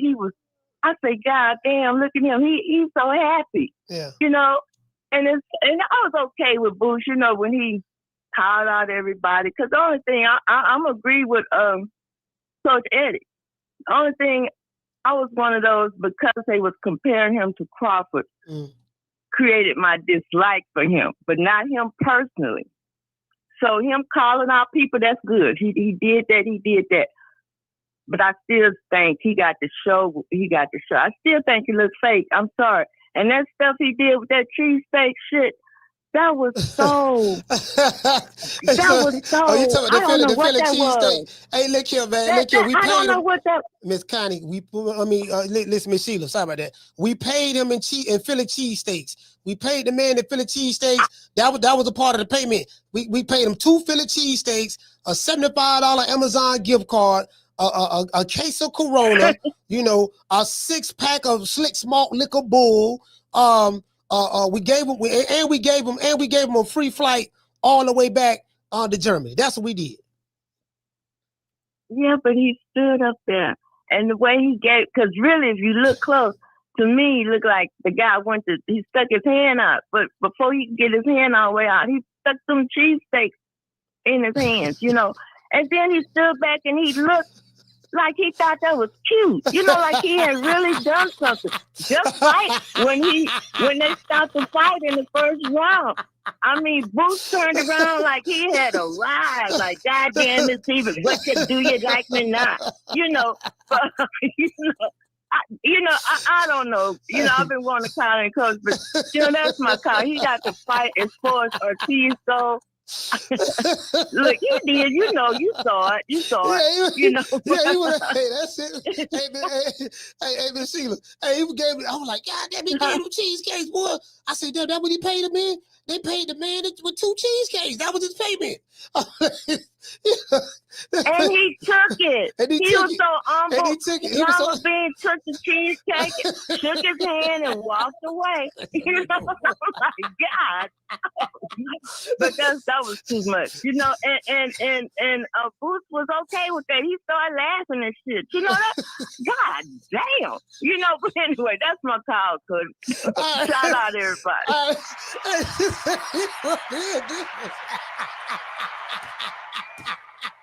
And then she said, God damn. And he took it with a smile. Lima-Bean took his payment, two Philly cheesesteaks.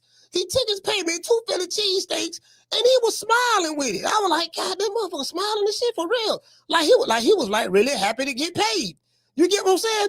I like, damn, listen, if don't nobody want to fight Boots, I understand why. I'm gonna tell you why. Because if they ain't paying nobody over here.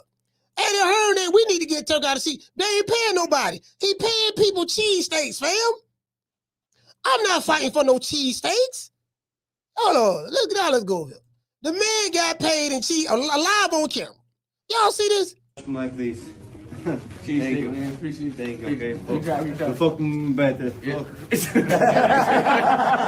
you. Focus. I appreciate it. Like this. He say stay focused. What he told us, stay focused? Stay focused for what, fam? You don't put hands and foots on me. Thank you, man. Appreciate it. Thank you. Okay. You got The fucking better. Yeah.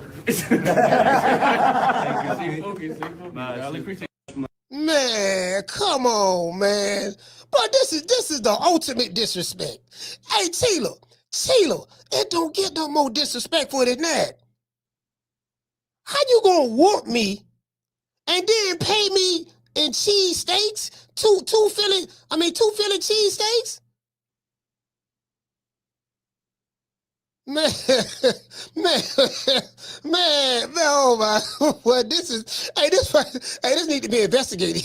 Like, y'all pay the man. Come on, man. Don't do the man like that. Don't do the man like that, fam. Don't do the man like that. Come on, man. Pay that man. That man came all the way over here from Germany, man. Pay that man. Don't do that man like that. Gave that man 2 whole head cheese sandwiches. Gave the man 2 whole head cheese sandwiches. Look here, baby boy. Got 2 whole head cheese sandwiches like I promised. Here you go, dog. You know, you did good. You did good, dog. You did good. I'm proud of you. Don't worry about it, man. Stay focused. Gave this man 2 whole head cheese sandwiches. Man, come on, fam. Hey, come on, fam. But that's so disrespectful. Shout out to Suge Knight Cigar. Hey, okay. Dropping that $2 super chat. He said Boots KO Lima before that hair grease could melt. Man. Hey, shout out to Yellow Gold. Hey, okay. Dropping that quarter over. Bam, dub on your boy. Hey, Leroy. Super chat received. Playtime's over, boy. Hey, what you say, Yellow Gold? He said that's like when Prince whooped Charlie Murphy in basketball to serve pancakes. Man, hey, Yellow Gold, that's so disrespectful, fam.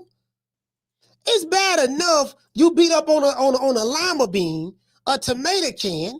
You get what I'm saying? But then you pay the man in 2 whole head cheese sandwiches, 2 Philly cheesesteaks. Down from the bar, there's a platform stage. People pimping, sharp as razor blades. I mean, come on, fam. Like, I feel bad for that dude, bro. That man came all the way from Germany, got whooped up like that. The man got beat in like 25 seconds. The man got knocked down 3 times in 25 seconds. They stopped the fight, and the dude who did it smiling at you. Hold on, this what this remind me of. This when you know you got a can, right? This when you know you got a can. I'm finna say right now. Sugar Ray Leonard had a can. He whooped up on a can before. Now y'all know Sugar Ray, one of my favorite fighters. But hold on. Let me show you this can Sugar Ray whooped up on. Where's that? Hold on. Thought I had it. Where's that? Thought I saved it. Damn. Man, I gotta listen. I gotta find it. I got a video that somebody sent me, dog, and I showed it to y'all on here. Man, motherfucker, Sugar Ray had a dude in front of him. Man, Sugar Ray was winking at the dude. Sugar Ray looking the dude up and down, sizing him up. This in the middle of the ring, fam. He looking the man up and down, looking him up and down. Then he smiled. Then he got to put a little smirk on his face. Then he winked his eye at him.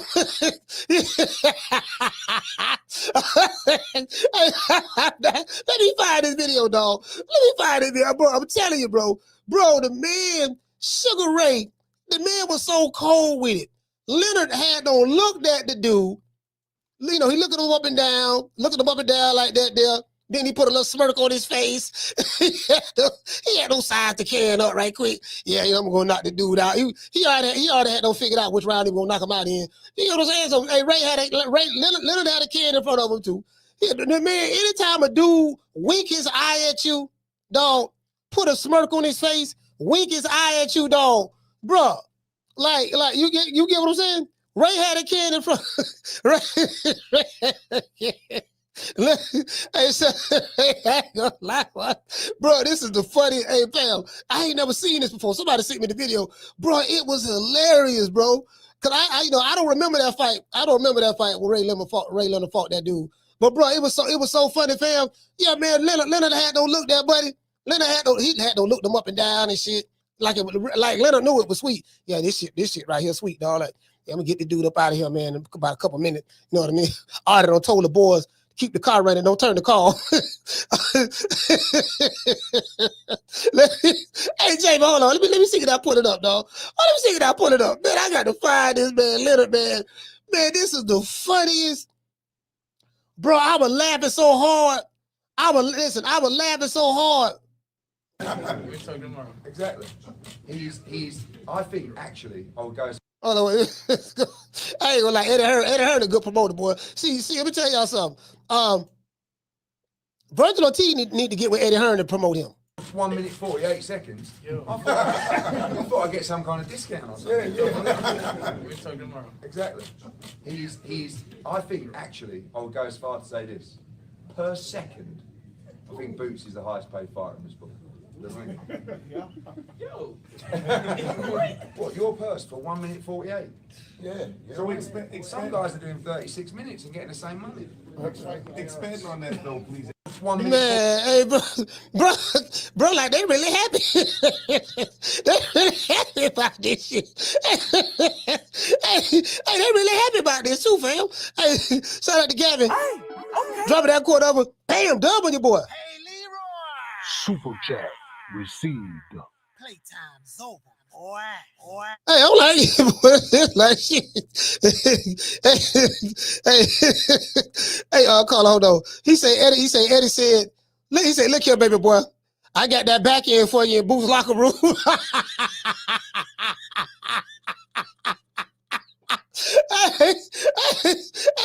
Hey, Gavin, facts. Hey, look here, baby boy. Hey, check this out, baby boy. Hey, baby boy, check this out, baby boy. Look here, man. Look here, man. You listen. I got the rest of that money. I got that back end. I got that back end. I promise you. Don't worry about it, baby boy. That back end, I promise you. We got that already. Baby boy. And over there in Boots' locker room, baby boy. You did. We already got that there for you. Go on over there. And get the rest of your payment. Get your back end money. Down from the bar, there's a platform stage. People pimping, sharp as razor blades. Hey, shout out to Lita. Lita, what's going on, Lita? Carla, what's your name? Where you calling from? Yeah, Coach, this is Sheila 2 times. Sheila, talk to me. I lost my thought the first call. Now, Coach Eddie said Boots can he don't blame me. Get on the coattail and ride Crawford's coattail. Well, you know, when he said that, I pictured this sleigh, you know, like Santa Claus, but that's Crawford. And then that Boots on the tail got this little ribbon and he on the tail end.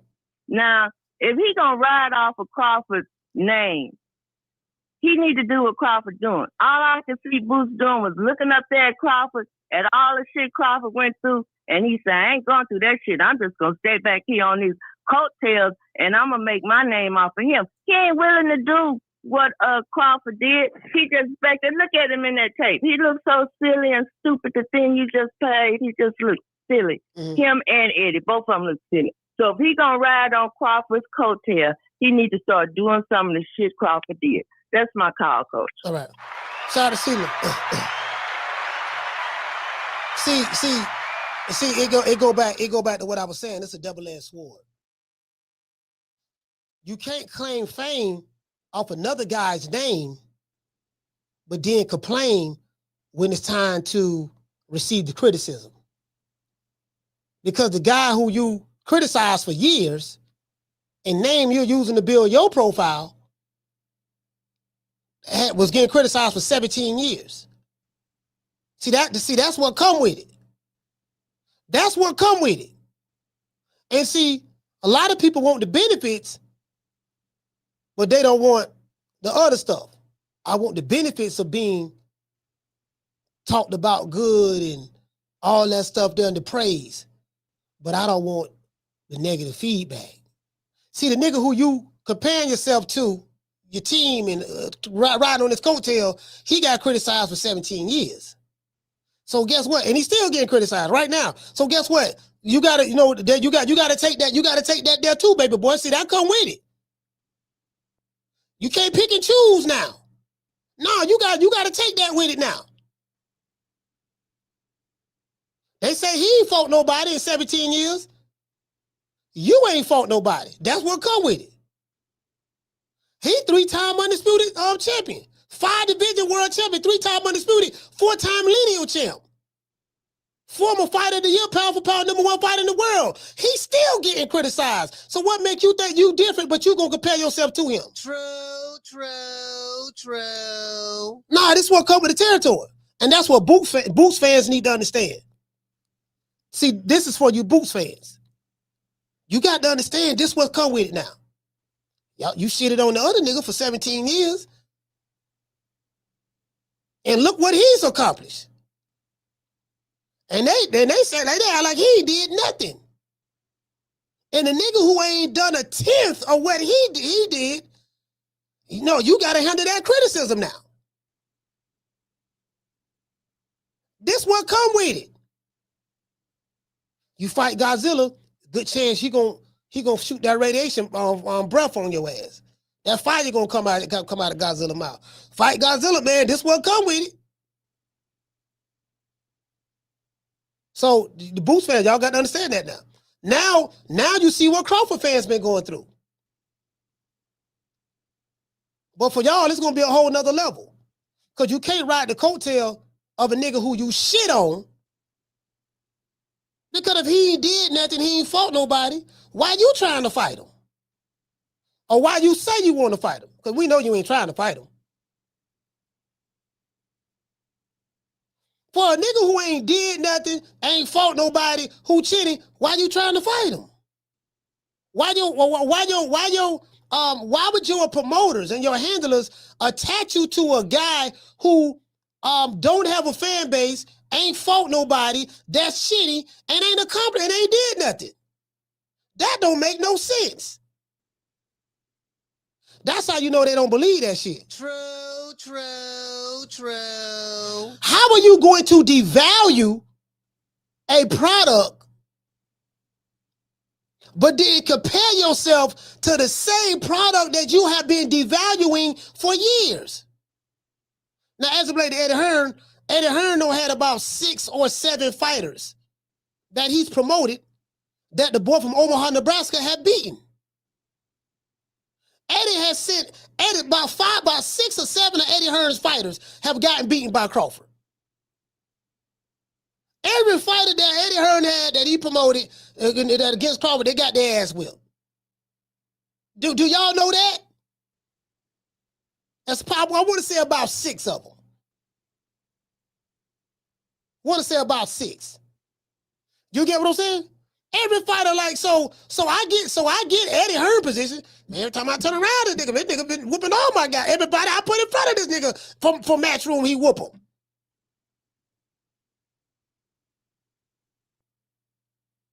So I get Eddie Hearn position. You get what I'm saying? So yeah, but this what come with it now. This what come with it. Y'all gotta do a better job at defending your boy. To this day. I mean, that's just the reality of the situation. You get what I'm saying? Like for real though. That's again, That's the reality of the situation. Oh, pussy ass nigga, what's going on, boy? I'm telling you, boy, I'm knock your fuck ass out, boy. Blow for blow, pound for pound, nigga. I got the title, nigga. I'm telling you, boy, for the knock one of you what kind of niggas out. Nigga, I got these hands, nigga. I'm throwing them paws at the nigga for the knock your ass down again, nigga. Get your ass back up, nigga. Don't run, nigga. I'm telling you, boy, I want all the smoke. Nigga, I'm throwing them paws, nigga. I'm putting them hands on you, nigga. I told you what I'm gonna do to you, nigga. Catch you with the check left hook. Nigga, check left hook, nigga. I told you, boy, pound for pound, nigga. I'm the best. This more action than any Devin Haney fight. Put these paws on you, nigga. I told you, I got your backing up, nigga. I got your backing up. Nigga, watch that check left hook, knock your ass down again, nigga. I'm telling you, boy, it is what it is, nigga. I'm gonna make it do what it do. I'm telling you, boy, we ain't even playing over here, boy. Yeah, you know, motherfuckers say it's a double standard. Yeah, it's always gonna be a double standard. That's listen, welcome to the fight game, partner. That's what this is all about. Yeah, it's gonna be double standards. Yeah, more is gonna be required of you, as it should be more required of you. If you want the praise, if you want to claim fame off another nigga's name, and you want the benefits, you want to reap the rewards, you gotta take what come with it. You can't pick and choose the good parts and don't take the bad parts. If the guy that has been boxing for 17 years as a pro, who has accomplished more than most of the top fighters in boxing currently today, I mean, his name is, you get what I'm saying? If he getting shitted on right now by your fans, you mean to tell me your fans can't take it when you getting shitted on? I mean, can't have it both ways. To me, it don't make sense to compare me to a guy who has been openly devalued in boxing. Eddie Hearn was part of it. I remember that interview, but he told me, he said it wasn't just Top Rank, it was all the promoters. Go back and look at the interview. He said it was all the promoters. He said I had to fight against a machine. Now, Buzz did become 3-time undisputed. You get what I'm saying? So it wasn't like, but it wasn't given to him. He had to literally fight for it. Because you got a promoter who he paying you good money, but he's devaluing you in public. So you was able to get the fights to become undisputed on the Top Rank. Then you become a free agent. Al Heyman tried to screw you. You end up walking away from the table fighting David Avenesian on BLK Prime. Then coming back to the table, Al Heyman blocking the fight again.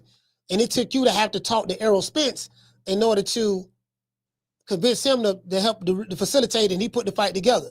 But it took 5 years to make that fight happen. 5 years.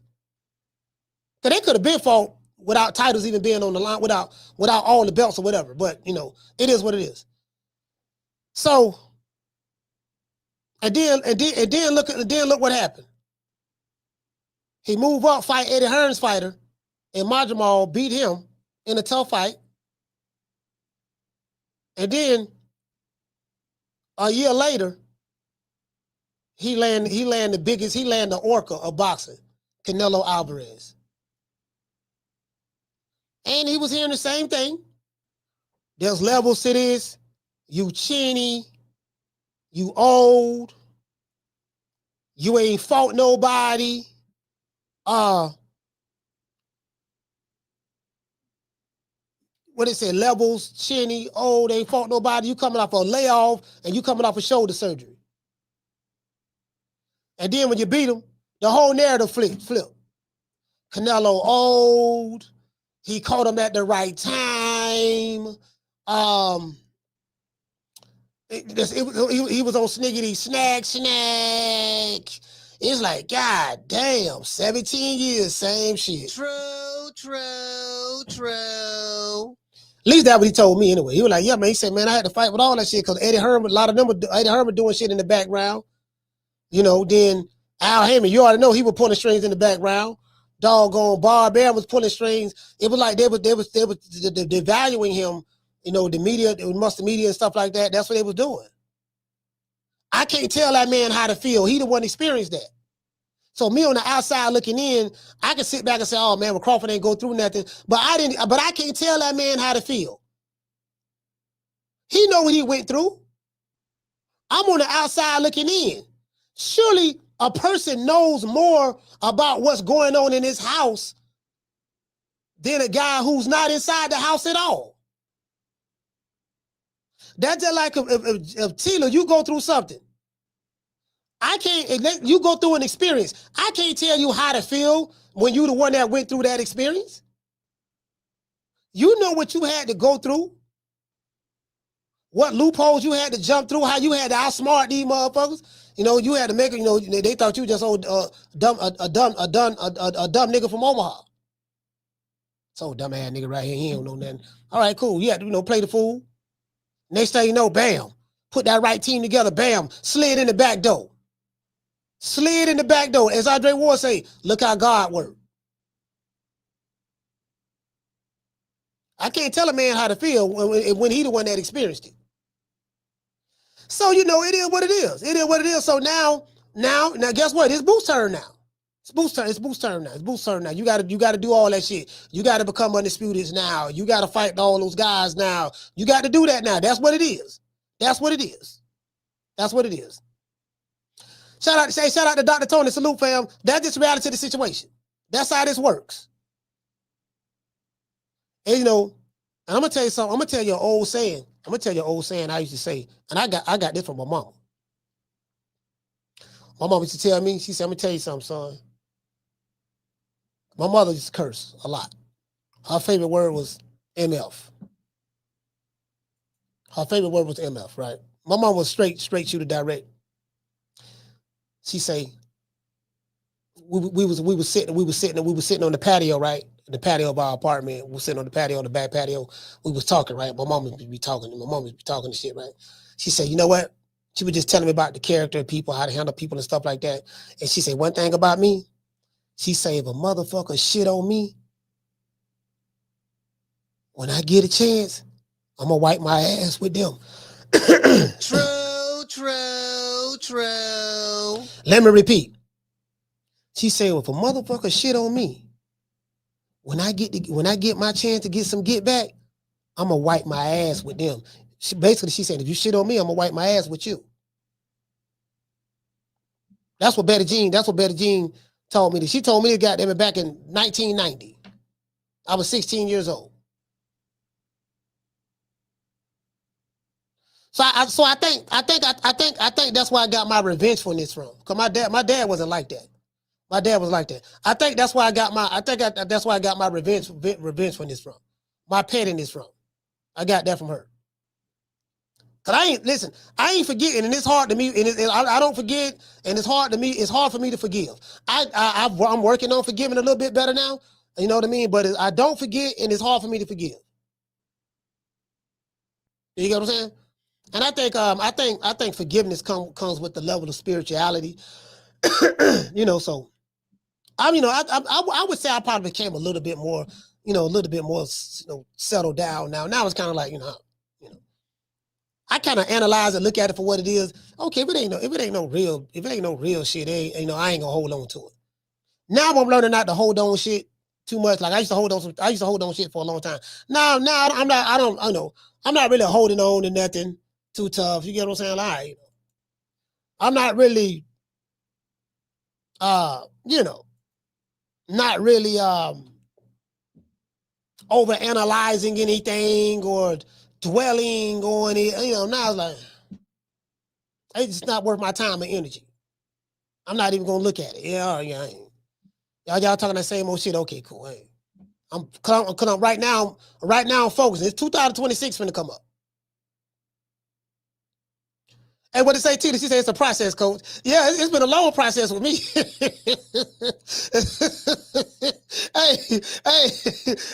it's been a long process with me. It's been a long process with me, boy. Yeah, I'm tired to tell you, boy. It's been a long process with me. But now, now it's like, you know what? I'm gonna be honest with you. You know what have helped me? The weed, like the medical grade marijuana. That shit helped me a lot, bro. Yeah, that shit. That ain't gonna like the weed. That shit helped me a lot, bro. I'm like, you know what I mean? This shit ain't that bad. It helped me a lot. Now it's like, Like it's like listen, I know that I'm growing because it's just certain things that used to trigger me that don't even trigger me no more. Certain things that used to trigger me, it don't trigger me no more. Certain shit I just don't even I don't even hold on to. I don't let everything go. I don't let everything go. Now, I don't let everything go. And this is why I'm enjoying myself so much. This is why I'm enjoying myself so much. And so mentally I feel free. You get what I'm saying?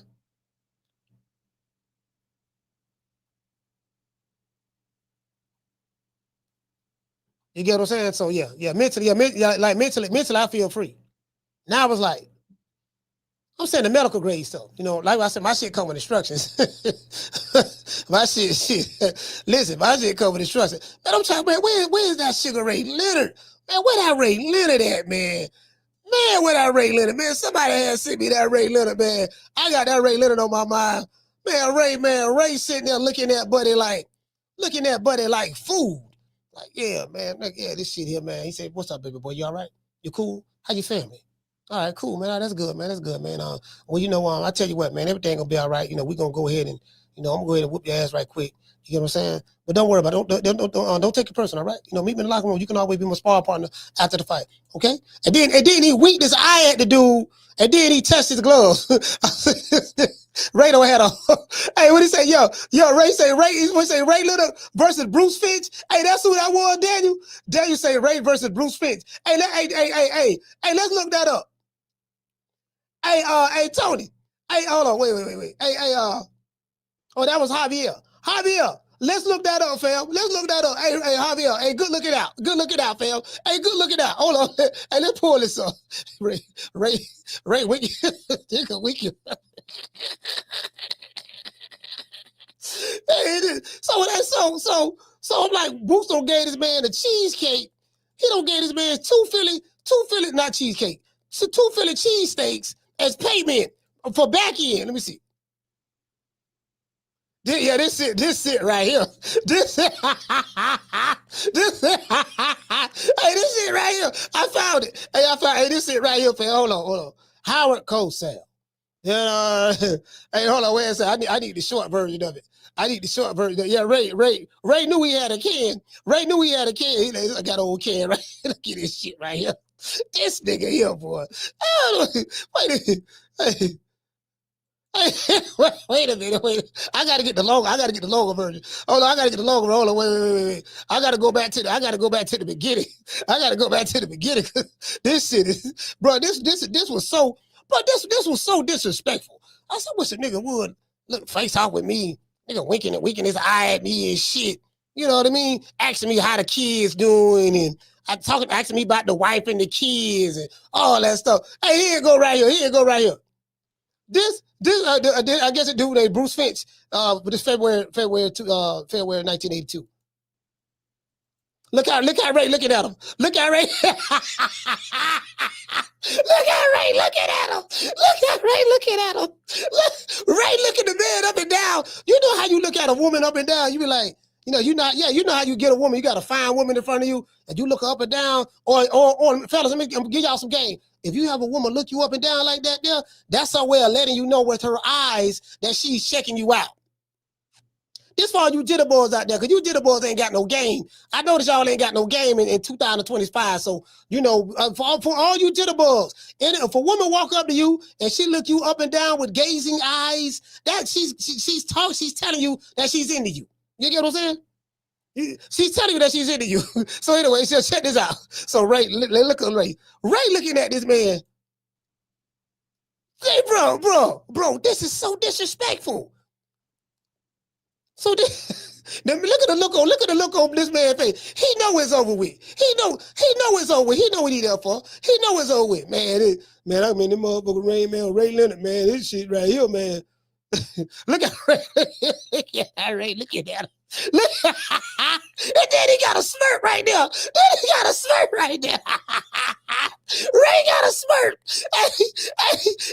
Hey, Tina, Ray got a smirk. And then he put the smirk right there. And then he winked his eye. We got a nigga. But I wish a nigga would. We can hide me. Motherfucker don't weakness hide me, dog. Man, fuck that nigga. And we fighting every day. True. The man, hey, Mr. Tomato Can. The man, listen, Ray had a can. Ray Leonard had a can in front of him. He had a can in front of him. You see what he did to him? The man looked him up and down. Hey, Lisa, he looked the man up and down, Lisa. Put a smirk on his face and winked his eye. Come on, fam. And then Boots. And then listen. And then Miss Sheila. Then to top that. Hey, what's Summer at? Hey, Summer. Then to top that. Boots give the man, he paid the man with two hog head cheese sandwiches. Y'all think I be like just saying stuff, bro? Like we just saw Lima-Bean get paid. Boots gave the man 2 Philly cheesesteaks, smiled at him, gave him a hug, gave him some sugar, told him to stay focused. And Lima-Bean accepted the payment with joy, with the smile. True.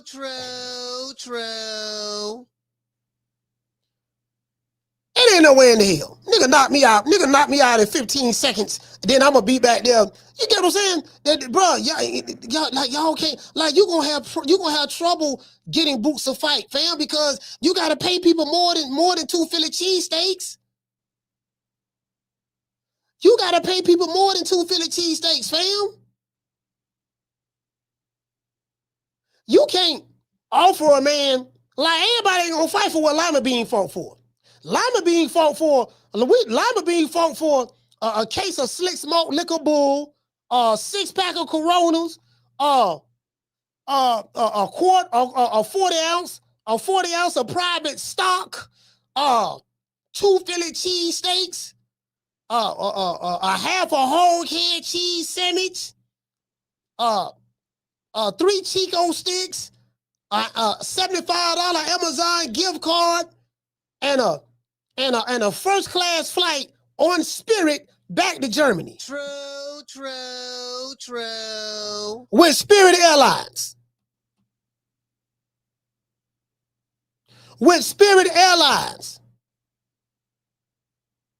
The man, bro, look. See, this why he can't get this why he ain't paying nobody. You got to pay these people, fam. You get what I'm saying? You got to pay these people, fam. Now, I will say this now. He did call, hey, look, he did call the name now. Now look at Bozy. I want to show y'all Bozy. Now Bozy back here in the cut. Bozy don't want to be all in the videos. Bozy don't want to be all in the video. Now this is about my whole field. They would have been answering the question. As a kid, answering the question. Mom would have been like, wait a minute, stop. Don't ask him those questions. Ask me. Kid, let me do this. I'm your interpreter today. Now, what is it? What do you want? What question do you want? I can answer his questions for him. Guy, there are 4 champions out there, but the biggest fight at junior middleweight is between 2 guys that aren't full title holders yet, and that is you against Vergil Ortiz. We didn't see let's see Bozy back there chilling. that fight happen at 147 pounds. Does it need to happen next?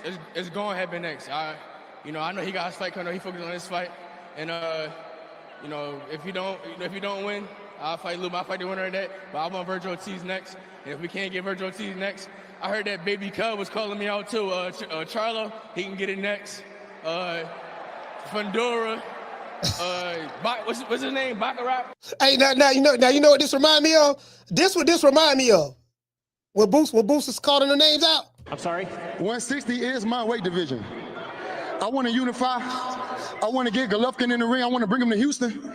You know what I'm saying? I want to get Canelo out here to Houston. If they really to come down to 160, this is my weight division. So it kind of reminded me of that a little bit. You dig?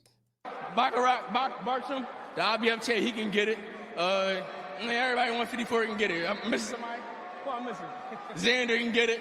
Anybody 154, I'm belt chasing. This is my division. 154 is mine. I'm on tour.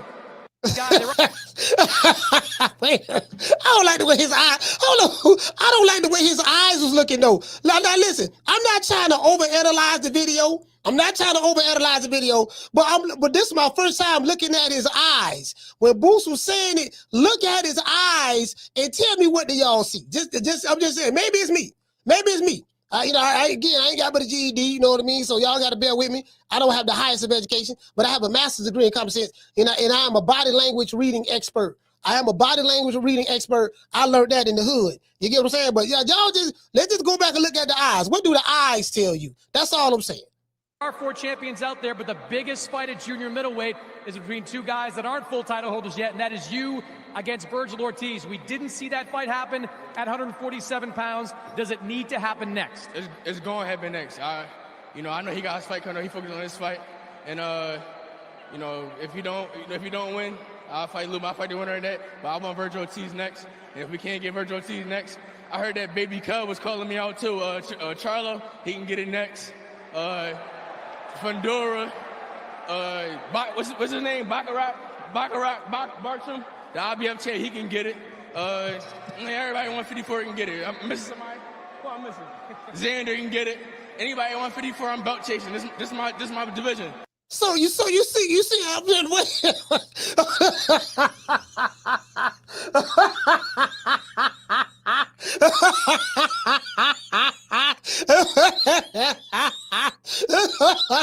Hey,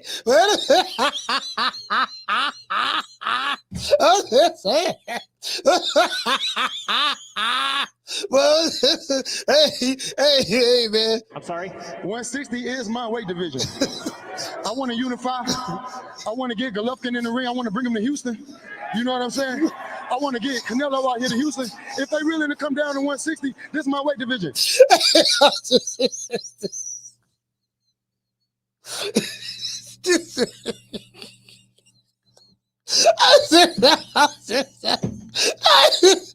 just saying, fam. I'm looking at the man's eyes, bro.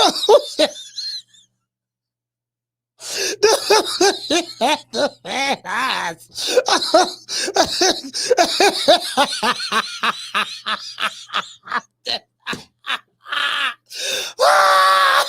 I'm just looking at the man's eyes, man. Bro, I'm just saying, fam. Hey, man, I ain't saying nothing else. Hey, shout out to Bossa Latino TV, Snoop, fam. I ain't saying nothing else, fam. All I'm saying. I'm just looking at the man's eyes, man. The man. I read body language now. I read body language. I can get it. I'm missing somebody. Who I'm missing? So he look. Xander can get it. Anybody 154, I'm belt chasing. This my division. He said so. This my division, and this is why I say. I'm sorry. 160 is my weight division. I want to unify. I want to get Golovkin in the ring. I want to bring him to Houston. You know what I'm saying? I want to get Canelo out here to Houston. If they really to come down to 160, this is my weight division. I want to unify. I want to get Golovkin. Out here to Houston. I want to get. Hey, the nigga said I want to unify. Nigga. Hey, shout out to that 90 shit. Hey, man. This is all I'm saying. All I'm saying is the eyes. It's the eyes for me. That's all. I ain't saying nothing else. I ain't adding to it. I'm not taking away from it. All I'm saying is it's the eyes. And that's all I'm saying. It's the eyes. You get what I'm saying? So it is what it is. It is what it is. That's all I'm saying. It's the eyes. Hey, what did it say? Now, Bakhram said that, Bakhram said, hey, Bakhram, what Bakhram, man? Now, Bakhram said, again, I need to see what's up with this Bakhram, because a lot of people, they talking about this Bakhram like he's some kind of killer. I ain't saying he ain't no killer, but I can't say he is no killer. Yeah, he beat up Vergil Ortiz, and I have seen like 4 of his fights. You get what I'm saying? So, but styles make fights. Styles, hey, hold on, this would get me too. Hey, this would get me too. Goddamn Vergil, hold on, wait. Eddie Hearn. Bro, hey, you know what? Hey, shout out to Kendall. Hey, Kendall, check this out. Right here, it's Eddie Hearn. It's Eddie Hearn for me. Check this out.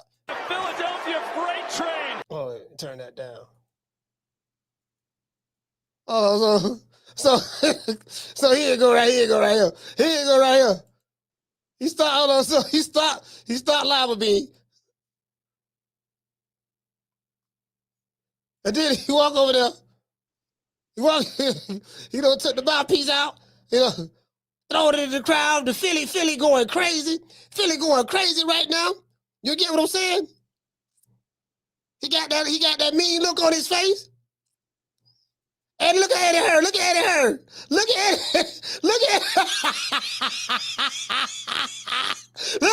Eddie jumped in that bitch. Eddie jumped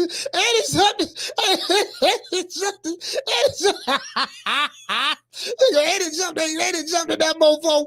Eddie jumped in that mofo, boy. Sunshine when Tank's gone. I'll smack the shit out of him in front of everybody. Only dark times for you.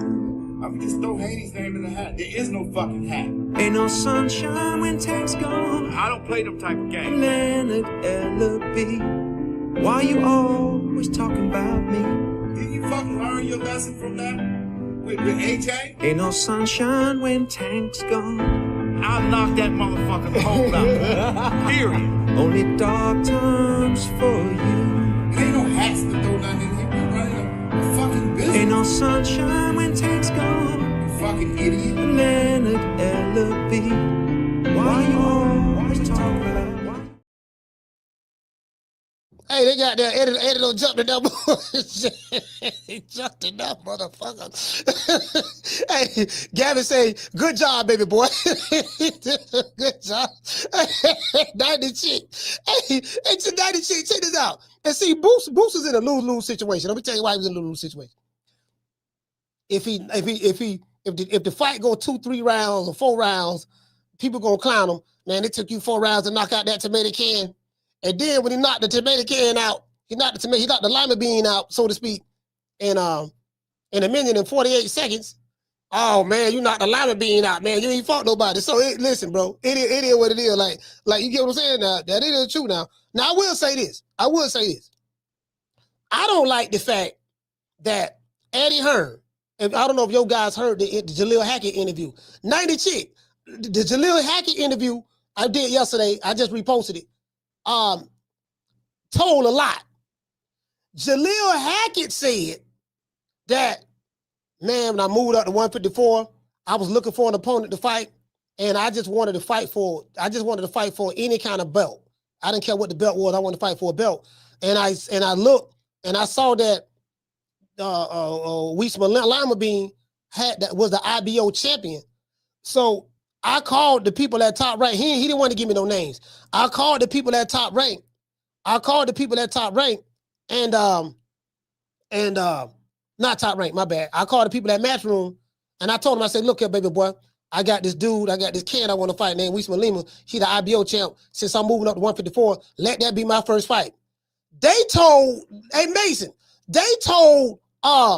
Jaleel, hold up, swole up. I got it written down right here.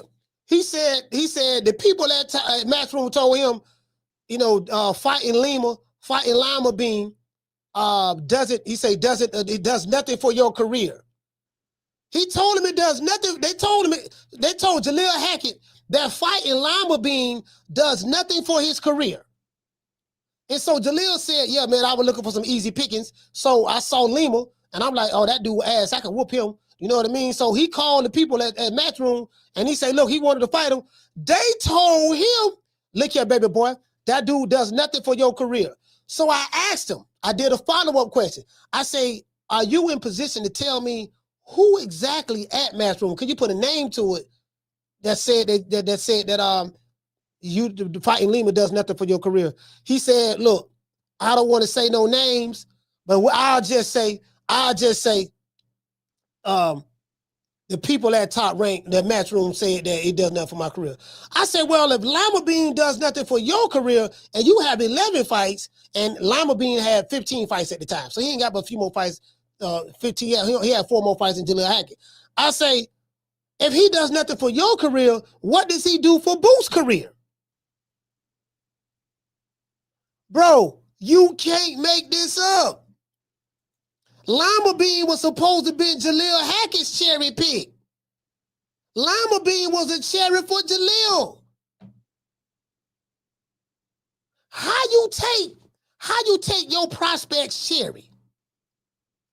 Hey, shout out to Rick. Rick, what's going on, fam? How do you take your prospects cherry?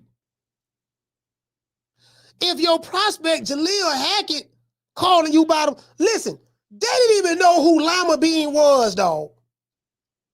They didn't even know who Lima-Bean was until Jaleel called him. Hey, look here, baby boy, check it out. Check it out, though. Check it out, though, right? I got the dude, you know what I mean? You know. They said, no, don't worry about it. We got to fight for you, fighting on the Terence Canelo Crawford Riyadh season card in Vegas. Don't worry about that, baby boy. You can be fighting at the Fountain Blue. You gonna fight Elijah Vine, you know, on the brother from Philadelphia. You gonna fight him at Fountain Blue. Don't worry about that there. that fight does nothing for your career. Bro, you can't make this up. Now that fight, and what you say, the natural say, he said that would have elevated Hackett into a nice spot for 11 fights. Yeah, listen, check it out. Jaleel Hackett is a prospect. Natural. Jaleel Hackett is a prospect. But Lima-Bean only had 15 fights. Jaleel Hackett has only had 11 fights. It was perfect for them to fight each other. Because there's levels to this, right? The level that Jaleel Hackett is on and the level that Lima-Bean is on, they pretty much on the same level. So if Jaleel beat Lima-Bean, I'm the IBO champion. Did you get what I'm saying? Listen, I'm just saying, fam. I'm like, realistically, that was supposed to be in his fight. How do you take your young prospects cherry and feed them the boots? Come on, but that's nasty, man. That's nasty, fam. You know what I mean? You don't do Jaleel like that. You get what I'm saying? And Jaleel don't want to say the names. He don't want to tell me the name who said it. Understandably so, because he signed the match room. He don't want to say the names. Well, bro, come on, fam. I got Pork Chop Willie. Hey, look here, man, Eddie, I want to fight Pork Chop Willie. Oh, don't worry, Jaleel, don't worry about Pork Chop. I got somebody else for you, that you're going to be fighting a lot more tougher than him. He don't have a belt, but he's tough for Philly. Don't worry about that, because Jaleel, don't worry about that. I got you. You're going to be fighting on the Canelo Riyadh season card. Don't worry about that. You know what I mean? That guy does nothing for your career. He does nothing for your career. And then 5 minutes later, they make an announcement. He fighting Boots in Philly. True. 5 minutes later, man, Dr. Tony, man, listen, that's all I'm saying. Hey, shout out to Benny. Hey, Benny, Cardenas, what's going on? Shout out to the Cardenas. Look, all I'm saying, fam, is this here. I'm just trying to wrap my brain around. That's like me, right? I got a tomato can. I'm finna fight Pork Chop Willie, right? Okay, you got Errol Spence. I can't do nothing with Spence. Spence would beat the brakes off of me, right? So anyway, but Spence coming back, right? So we got Pork Chop. I got Pork. I found Pork. Eddie, check this out. Eddie, check this out, baby boy. Yes, coach. What is it? Eddie, check this out, baby boy. I found Pork Chop Willie at the liquor store. Look here, man. He the listen. He the IBO. He the IBO Colt 45 champion. He the IBO Slick Smart Liquor Bull champion. I want to get that belt from him. That Slick Smart Liquor, the IBO Slick Smart Liquor Bull belt. I want to get that there from him, right? You know what I mean? And make that happen. He got 15 fights. Listen, he 14-1. I'm 11-1. He 14-1. I'm 11-1. Right? I think Jaleel 11-1 or 10-1. I think he 11-1, something like that, right? I could be wrong, but anyway, yeah, baby boy, get him. Listen, get him. I want to get that fight. Oh, coach, Pork Chop Willie, he does nothing for your career, nothing at all. Don't worry about him. And I got somebody else for you that you can fight that's a little bit tougher. Don't worry about him. He does nothing for your career. I'm like, okay, cool. And then next thing I know, an Errol Spence comeback fight is doggone Pork Chop Willie in Dallas Stadium. True. How are you going to give somebody my cherry? You didn't even know nothing about this kid. I found the can of lima beans that I can fight. I don't peep them out. I don't listen. I don't scope them out. They didn't even know nothing about this dude, bro. Bro, that's crazy. Hey, Markevion, bro, that's crazy. Eddie Hearn did that man wrong, man. That's crazy, fam. Rick, how you do that? You gonna take your young up and coming, like really, listen, Lima-Bean is an up and coming fighter. How do I know? He started boxing, he turned pro in 2019, fam. Lima-Bean is 30-something years, I think he's like 32 years old or something like that, somewhere up there, right? He turned pro in 2019. How old is Lima-Bean? Let's look him up. Bro, like, the man turned pro. Let me look him up.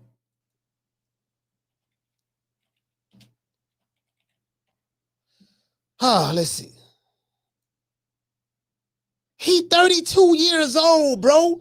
He turned pro 6 years ago. He turned pro at 26. Look, I'm not making this up, fam. I'm not making this up. He's from Angola. He live in Portugal. It say right here, box rec. The man 32 years old. He was 14-1 at the time. His 15 fights. He 32 years old. He turned pro 6 years ago. This dude's supposed to be in the ring with Jaleel Hackett. Not no Jerron Boots Ennis. True. Hey, what you say? Check the amateur record.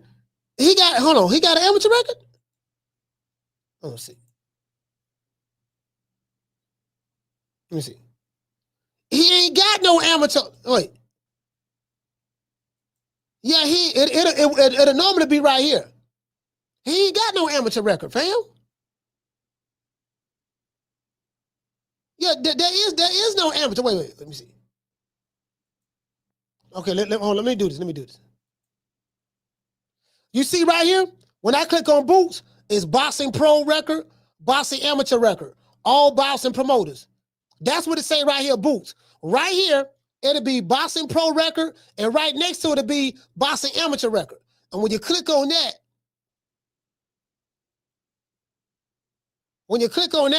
this is the boxing amateur record, right? When you click on Lima-Bean, there's a boxing pro record, no amateur record. The man don't have an amateur record, fam. He don't have an amateur record. And he's 32 years old, and he turned pro at 26.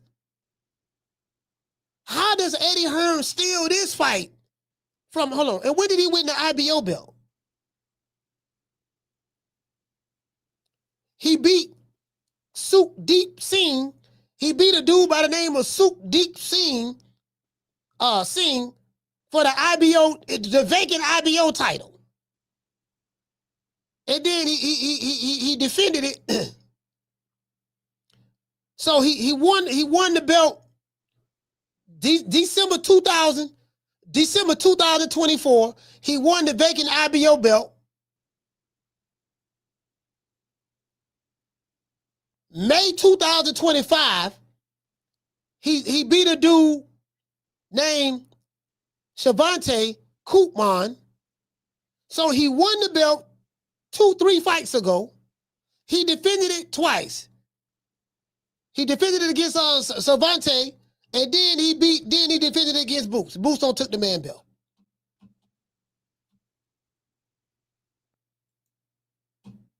He took the man belt.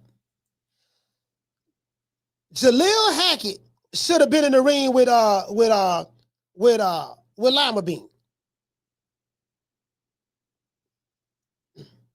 Jaleel Hackett should have been in the ring with Lima-Bean. You get what I'm saying? The man ain't got no amateur record, and he turned pro 6 years ago. Come on, fam. So, when you take that into consideration, what in the hell was Eddie Hearn jumping up and down, yelling and screaming for? You know, when Boots stopped when Boots stopped Lima-Bean. When Boots got the TKO stoppage, knockout stoppage, a Lima-Bean, what was Eddie Hearn jumping up and down for?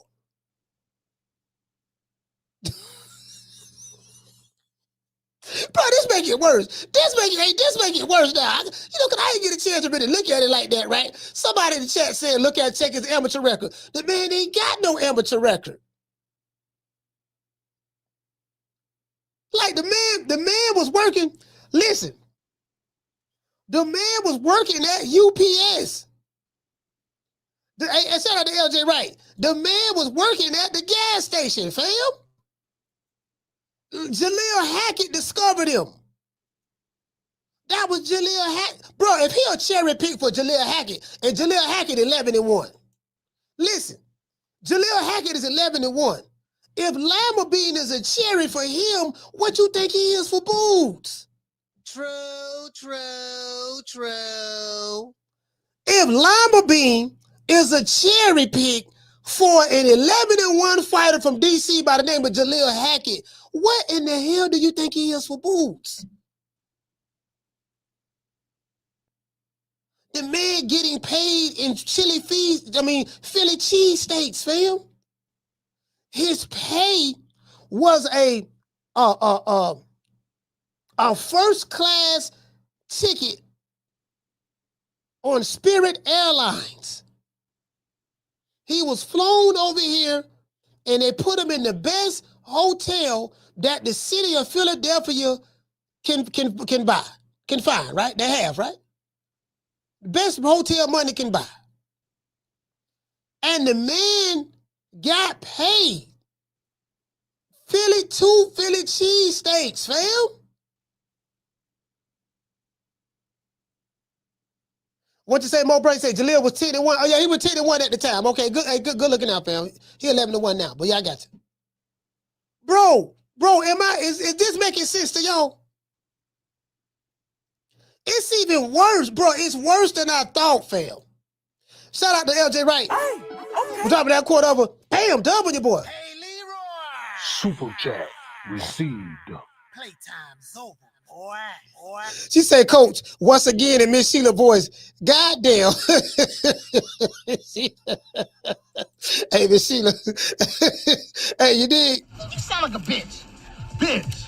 Man, I ain't worried about jail. Shit, man, I don't give a damn about going to jail. You can take me to jail. Take me to jail. Shit, lock me up. Lock me up. Throw away the key. Throw away the key. Listen, all of us, listen, man, bro. Hey, listen. Bro, this ain't no shade. I'm just like really just talking. I'm like, fam, like, cause I'm putting everything in its proper perspective. I'm putting everything in its proper perspective. The fuck? Fuck you all rolling up on for, cuz? He must don't know. He can't know. Huh? He can't know. You know what I mean? He must don't know. He can't know. He can't know. Bro, like, Jaleel Hackett had an opportunity to become the newly crowned IBO champion. It was as though Eddie said, you know, hold on. Call our matchmaker. Jaleel, don't worry about it, Jaleel. That guy, he does nothing for your career. He does nothing for your career. Don't worry about him. Don't worry about it. And then they were like, Eddie said, oh my gosh, I found one. Oh, Jaleel Hackett have no idea, you know, what he's done for me. And then, you know, Eddie said, I'm gonna say this, Ken. I'm gonna say this one here. Let me get in contact with him. Hello? Yeah. Yes, hello, how you doing? Yes, my name is Edward Hearns. You know, I am the CEO of Matchroom Promotions. Have you ever heard of Matchroom Promotions? Oh, yes. This is Eddie Hearn? Yes, this is him. Oh my gosh, yes. You know, my name is Uisma Lima-Bean. Yeah, I'm so happy, Eddie. You know, what makes you call? Well, you know, I want to give you an opportunity to get one of your biggest paydays and put you on the map, to give you the national exposure that I feel that you deserve. Oh my gosh, Eddie, thank you so much, Eddie. You know what I mean? I've been sitting over here working at the Lima-Bean factory, you know, just withering away. You know what I mean? You know I'm the IBO champ. I got a belt, Eddie. Would you please sign me to your promotional company? I need some guidance. Look, I tell you what. This is what I'm going to do. You're not known. Nobody knows who you are. Have you ever heard of Jerome Boots Ennis? Yeah, I heard of him. That's the dude that be doing the Matrix in the ring, and he friends with Meat Mill and Gillian Wallow and all. He from Philly. Yes, listen, I tell you what, he's looking for an opponent, and he hasn't been looking that well in training camp between me and you. So, and we're looking to make a fight with yourself in Jerron Boots Ennis. Now, I looked at your last fights. You are a tough competitor. You are southpaw. You are strong. You have over 10 knockouts. Like you really impress me. And I'm very reluctant to kind of like put you in the ring with him. You got 10 knockouts. And I'm very reluctant because, I'm afraid that your punching power, he's never seen anything like you, but if you get by him, then I will offer you a multi-million dollar fight guarantee with Matchroom. So Lima-Bean will just try to change his situation. Then Eddie called Boots. Hello. Hey, Boots, this is Eddie. Eddie, what's going on? Listen. How would you like to become a 2-division world champion in your first fight? Who you got? Bakhram for me? You got Bakhram? No, not Bakhram. You got Xander Zayas? No, not Xander Zayas. You got Sebastian Fundora? No, not Sebastian Fundora. You got the other dude, Abbas from Germany? No, not Abbas. Who you got? I have the newly crowned IBO champion by the name of Uisma Lima-Bean. And this guy, I'm telling you, this guy's good. He's tough. You know what I mean? He's tough. He's tough. He's not a tomato can. He's a lima bean can. He's tough. Oh, my man, you know what I mean? He's tough. Well, just line him up. I don't care. Line him up. I'll knock him down. I know you will. True. Yeah. Just line him up. I'll knock him down. I know you will. We know you will. We found one. Technically, this is supposed to be Jaleel Hackett's can, but I took him from Jaleel, and I told Jaleel that this guy does nothing for his career. Okay, well, Eddie, if this guy does nothing for Jaleel Hackett's career, and he's 11-1, he was 10-1 at the time, what does he do for my career? Listen, I'm trying to make you a multi-division world champion, and I want to give you the honors of popping his cherry more so than Jaleel Hackett. You dig? True. Bro, hey, Tina said we found one. Hey, Tina, we found one.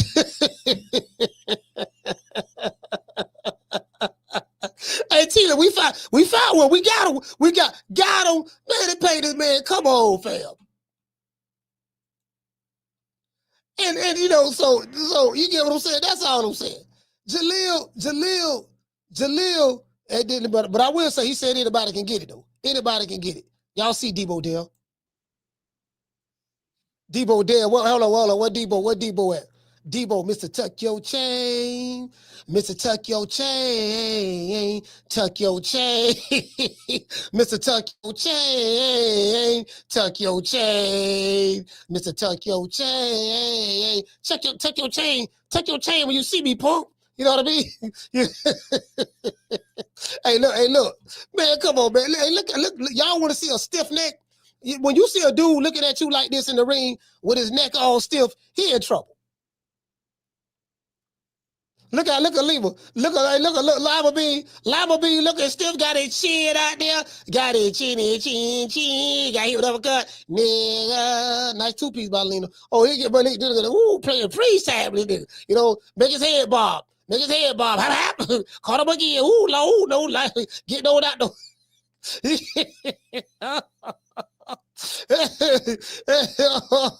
Oh, get his head snapped back. I'm gonna get his head snapped back. This is his fight. This was like 3 fights, 4 fights before Boots. 4 fights before Boots. Like, you get what I'm saying? Come on, man. This supposed to be Jaleel Hackett's this was Jaleel Hackett's chair right here, man. Hey, you don't take that man chair like that. You don't take that man chair like that, man. True. You don't do that. True. Yeah, you don't do that. You don't do that. You don't do that.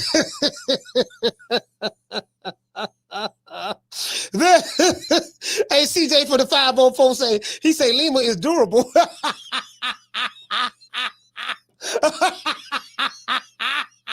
Hey, where's CJ at? CJ CJ say, yeah, man, see, Lima durable. What the fuck that mean? What that mean? What does that mean? He's still a kid. he's still a kid. You get what I'm saying? So he durable. He said that shit. What the fuck that mean? Carla, what's your name? Where you calling from? Hey, Coach, it's Jerry from Tampa. Man, Jerry, talk to me, fam. Yeah, I agree with you about Lima-Bean, but I'm not mad about it. Boots is in a new weight division, so I don't get upset about tune-ups. Yeah. But I agree with you that I'm glad he called everybody out. Because a lot of the people, the champions now in that division, they're not doing that. Especially Fundora.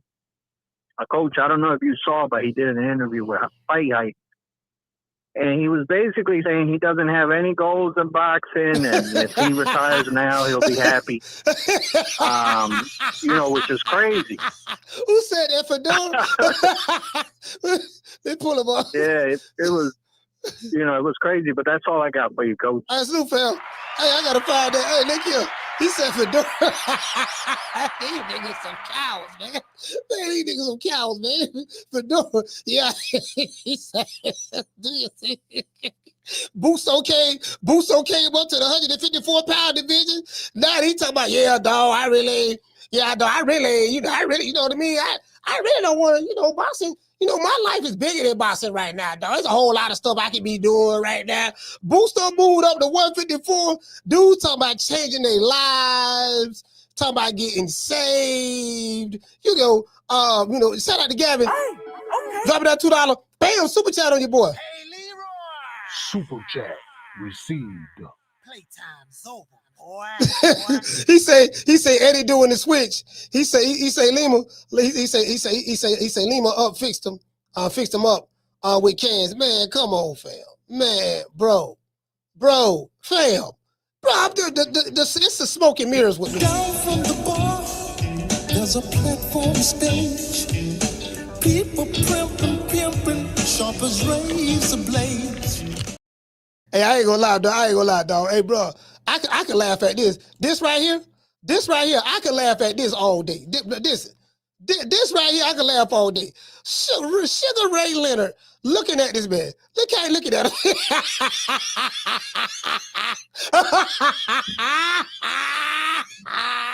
Just imagine the dude, you in the ring with a dude, right? You in the ring with a dude, you finna get ready to fight him, and the dude looking at you like this. And then he looking you down, and then he look down. He looking you up and down. And then he looking you up and down. And then he look at him. And then he put a smirk on his face. And then he put the smirk on his face. And then this nigga Sugar Ray Leonard cold. This nigga cold. And then he winked his eye at him. Man, come on, fam. Bro, come on, fam. Winked his eye at him. Sugar Ray winking his eye at his tomato can. Boots paying his tomato can. Philly cheese steaks. Look here, baby boy. I got you. Don't worry about it. I got you, baby boy. You did good. You did good, dog. You did good. You another one. You 35-0 right now. 35-0, 31 knockouts. You did good, dog. Here you go. I got some extra cheese on there, just like you requested. True. Hey, Boots so gay, this, bro. Wait, let me show y'all this. Boots so gay, this man. I gotta show y'all this, dog. Hey, Boots so gay, this man, some motherfucker. Hey, Kindle, shout out to Kindle. Boots so gay, this man. Boots so paid, this man, some shit. Yeah, dog, here you go, baby boy. Got that extra cheese on there, just how you like it, dog. You said you want some bell pepper in there too, right? Got that extra cheese and bell pepper in there, just how you like it.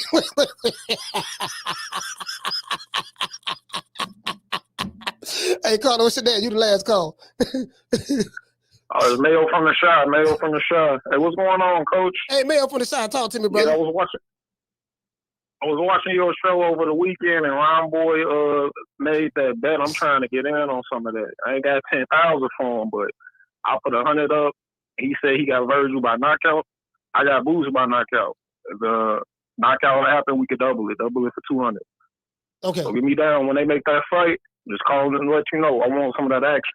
Yes, sir. Yes, sir. He'll be back on. He'll call back on when that fight get made. So you better catch him. All right. I'll catch you, Coach. All right, shout out to Mayo, man. Shout town. Hey. Hey, look here, baby boy. Check it out. Hey, look here, baby boy. Hey, check this out, baby boy. Don't even worry about it, baby boy. You know what I mean? We had to do tonight. We put on a good show. Listen, my people happy. Look here, I got that on this and that. I got everybody, this dude over here smiling. Yeah, look here, baby boy. I got that, I got that extra cheese on there. Just like Eddie told me you want an extra cheese, right? With the onions on there. You did good. Better. Boots laughing at the man. Boots laughing like, come on, man. Say stay focused. I really appreciate it. Yeah, you can't be paying me.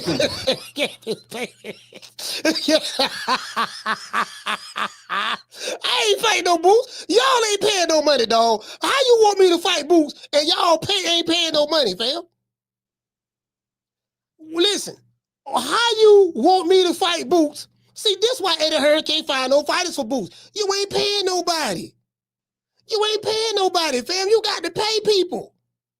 People ain't fighting for Philly cheesesteaks, fam. You get what I'm saying? People ain't fighting for Philly cheesesteaks. Come on, fam. Let's give everybody a round of applause. Yeah.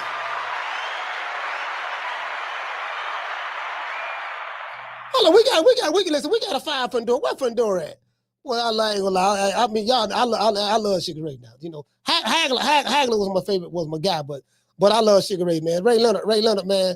Ray silent that a nigga wicking his eyes, shit. Wicked looking me up and down, wicking his eye, man. Hold on. What he said? Fight height. What he said? This fight is old goddamn. Hold on, fight height. Fundora, what Fundora? We got it. What Fundora? So Fundora. So do y'all want Fundora to dare to be great? No, they say that. They say that for certain people. Do y'all want Fundora to dare to be great? Is he daring to be great? Oh, that's Keith Cologne. I got Keith Cologne on there. Yeah, I don't see it. He might be talking about Fight Hub or whatever. Oh, yeah, I don't see it. Yeah, man, listen. Do y'all want, hey, bro, fam, hey, Miss Sheila. All I'm saying, Miss Sheila, this here. How you want to get a man to fight? You paying cheesesteaks, Philly cheesesteaks. Come on, fam. Come on. You got to pay people. You can't be lowballing with Philly, trying to pay him with food. You trying to, hey, look here. Hey, you try to pay the man with food. Look here, baby boy, I got you two. I know Eddie told me you only supposed to get one, but I'm gonna give you two, baby boy. You did good. Like, come on, fam. And then Eddie runs to the ring, jump up and down like Rocky. You know how Rocky Balboa, when he beat Ivan Drago, you act like he beat Ivan Drago, fam. Eddie jumped in the ring like he was in the heart of Russia. And he fought Ivan Drago in front of Vladimir Putin and Miguel Gorbachev and the rest of the Russians went during the Cold War. That's how he jumped in the ring, fam. Dude, you literally put this man in the ring with a fighter that have zero amateur experience, and he turned pro 6 years ago. And this guy was in the top 10 in 3 of the 4 sanctioning bodies. Miss Connie, listen. The dude, Lima-Bean, turned pro 6 years ago. He turned pro 6 years ago. He's 32 years old. Don't have an amateur background. Turned pro at 26. And he's in the top 10 in 3 of the 4 sanctioning bodies. Please explain that to me. True. True. So do you believe me when I say I can pay to get anybody in the chat in the section of bodies? Do y'all believe me now? It's not that hard. I can get Martin in the top 10. I can get Natural in the top 10.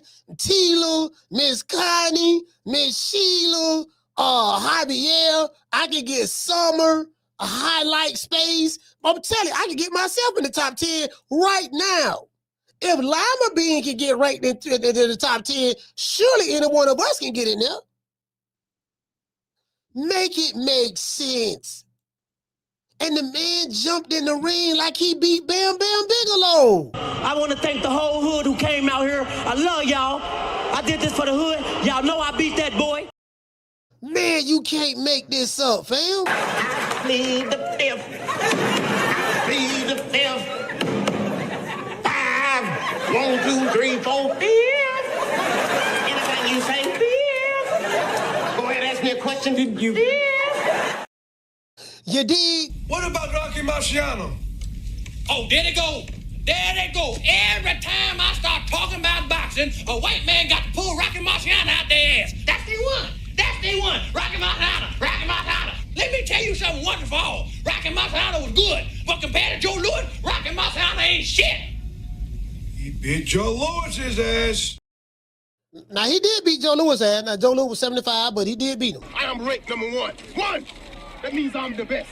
But this bum been taking the easy matches, fighting other bums. Niggas taking all their easy matches, fighting bums. But this bum been taking the easy matches, fighting other bums. Padding their record. No, this is just a warm-up fight. Just a warm-up fight for...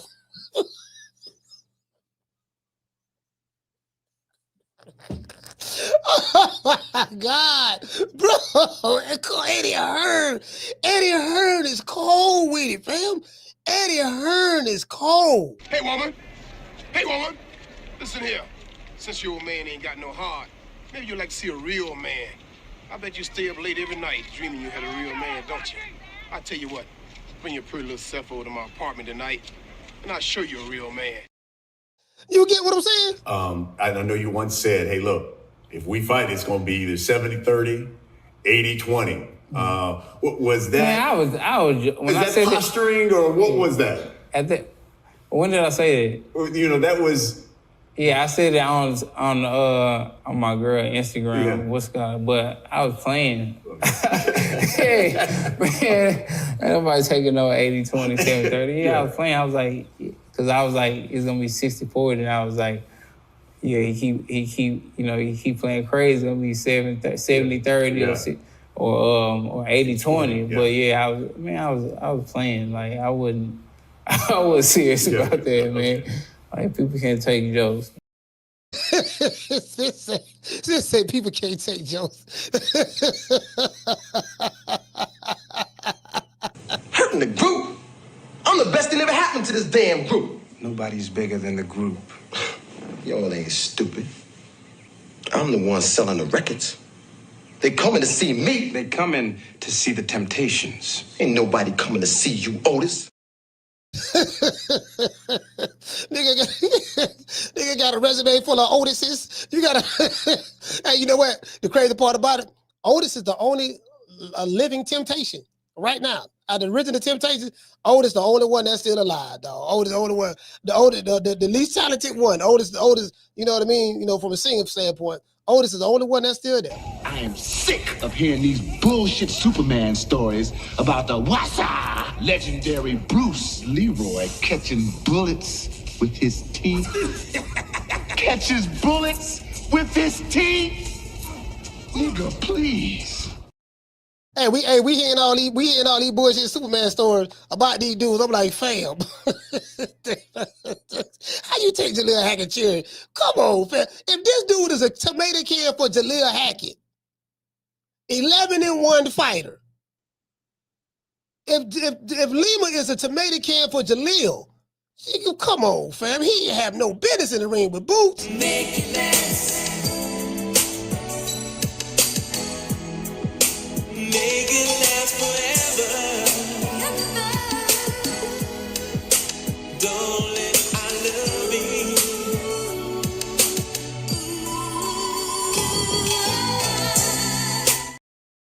Hey, you did, man. Hey, man, listen, man. Shout out to the Hitman. We the Charlo twins. We known for calling everybody out. Please call these people out. Listen, the whole world's looking at you. Call these people out, What's up? It's the Jamal the Hitman Charlo. Let's get it.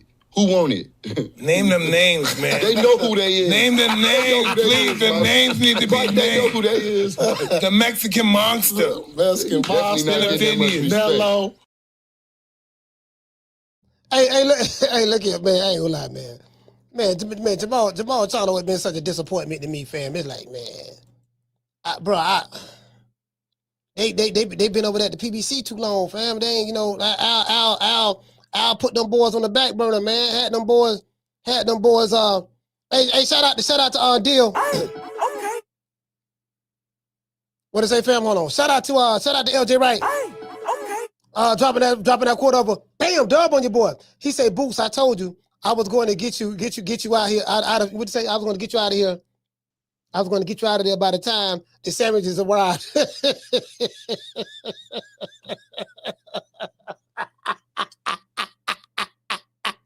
He said, Boots, hey, look here, baby boy. I told you I was going to get you out of here by the time the sandwiches arrived. What we did with the boys, right when we walked to the ring, what I did was I had them called the best, the number one cheesesteak, Philly cheesesteak restaurant in the city. So I had them call them, let them know, you know what I mean? They didn't want to bring it too early because, you know, just in case the fight went 11, 12 rounds. I told them I was gonna get you out of here within the first round. So I made sure I timed it. You know what I mean? So it's still hot. I got the extra cheese on there, just like you.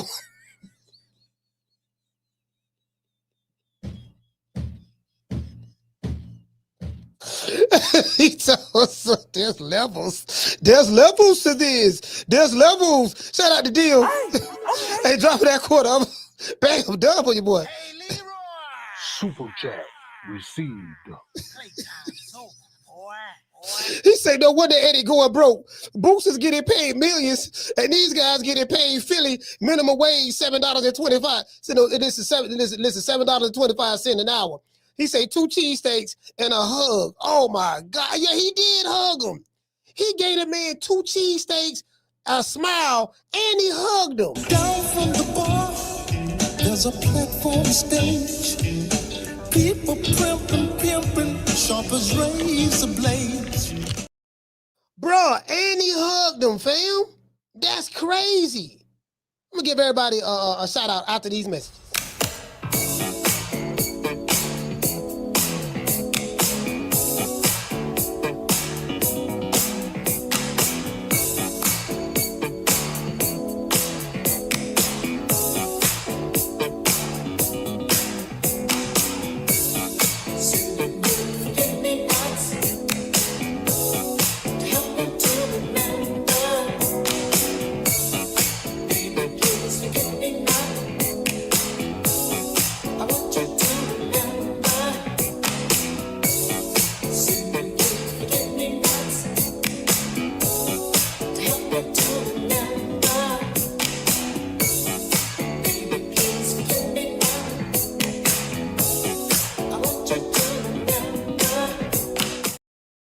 Hey, yeah, man.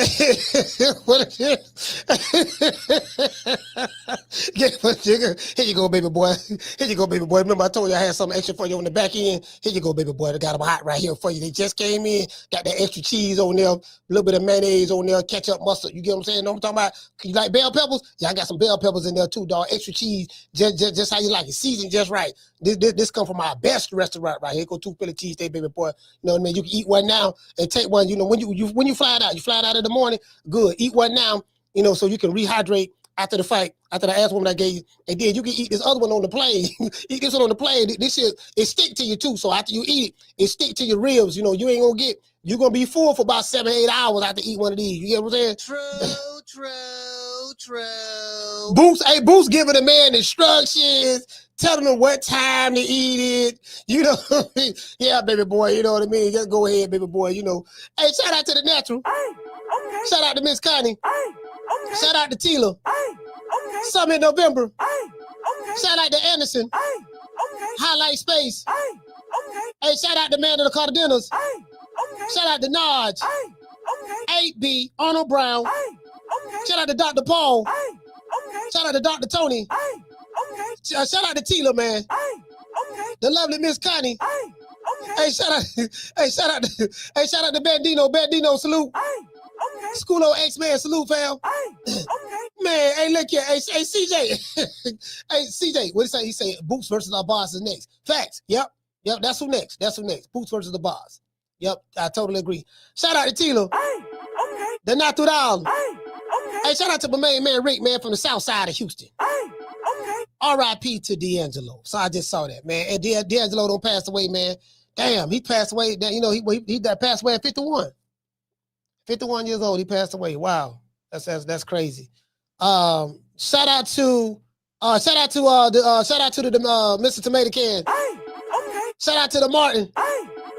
What did he say? Martin said, he said, Coach, I'll wait until Boots drops the IBO belt. No, man, we not dropping. Oh, you said you gonna wait? Oh, hey, you said you gonna wait, huh? You know what? I don't think Boots gonna drop it though. He ain't gonna drop that belt. He not gonna drop it. You know what I mean? Shout out to Mo Brains. Jamie from New York. Javier. Listen, shout out to Trap. Shout out to Trey. Trey, what's going on, fam? Shout out to Kendall Price. Let's see who else we got in the building, man.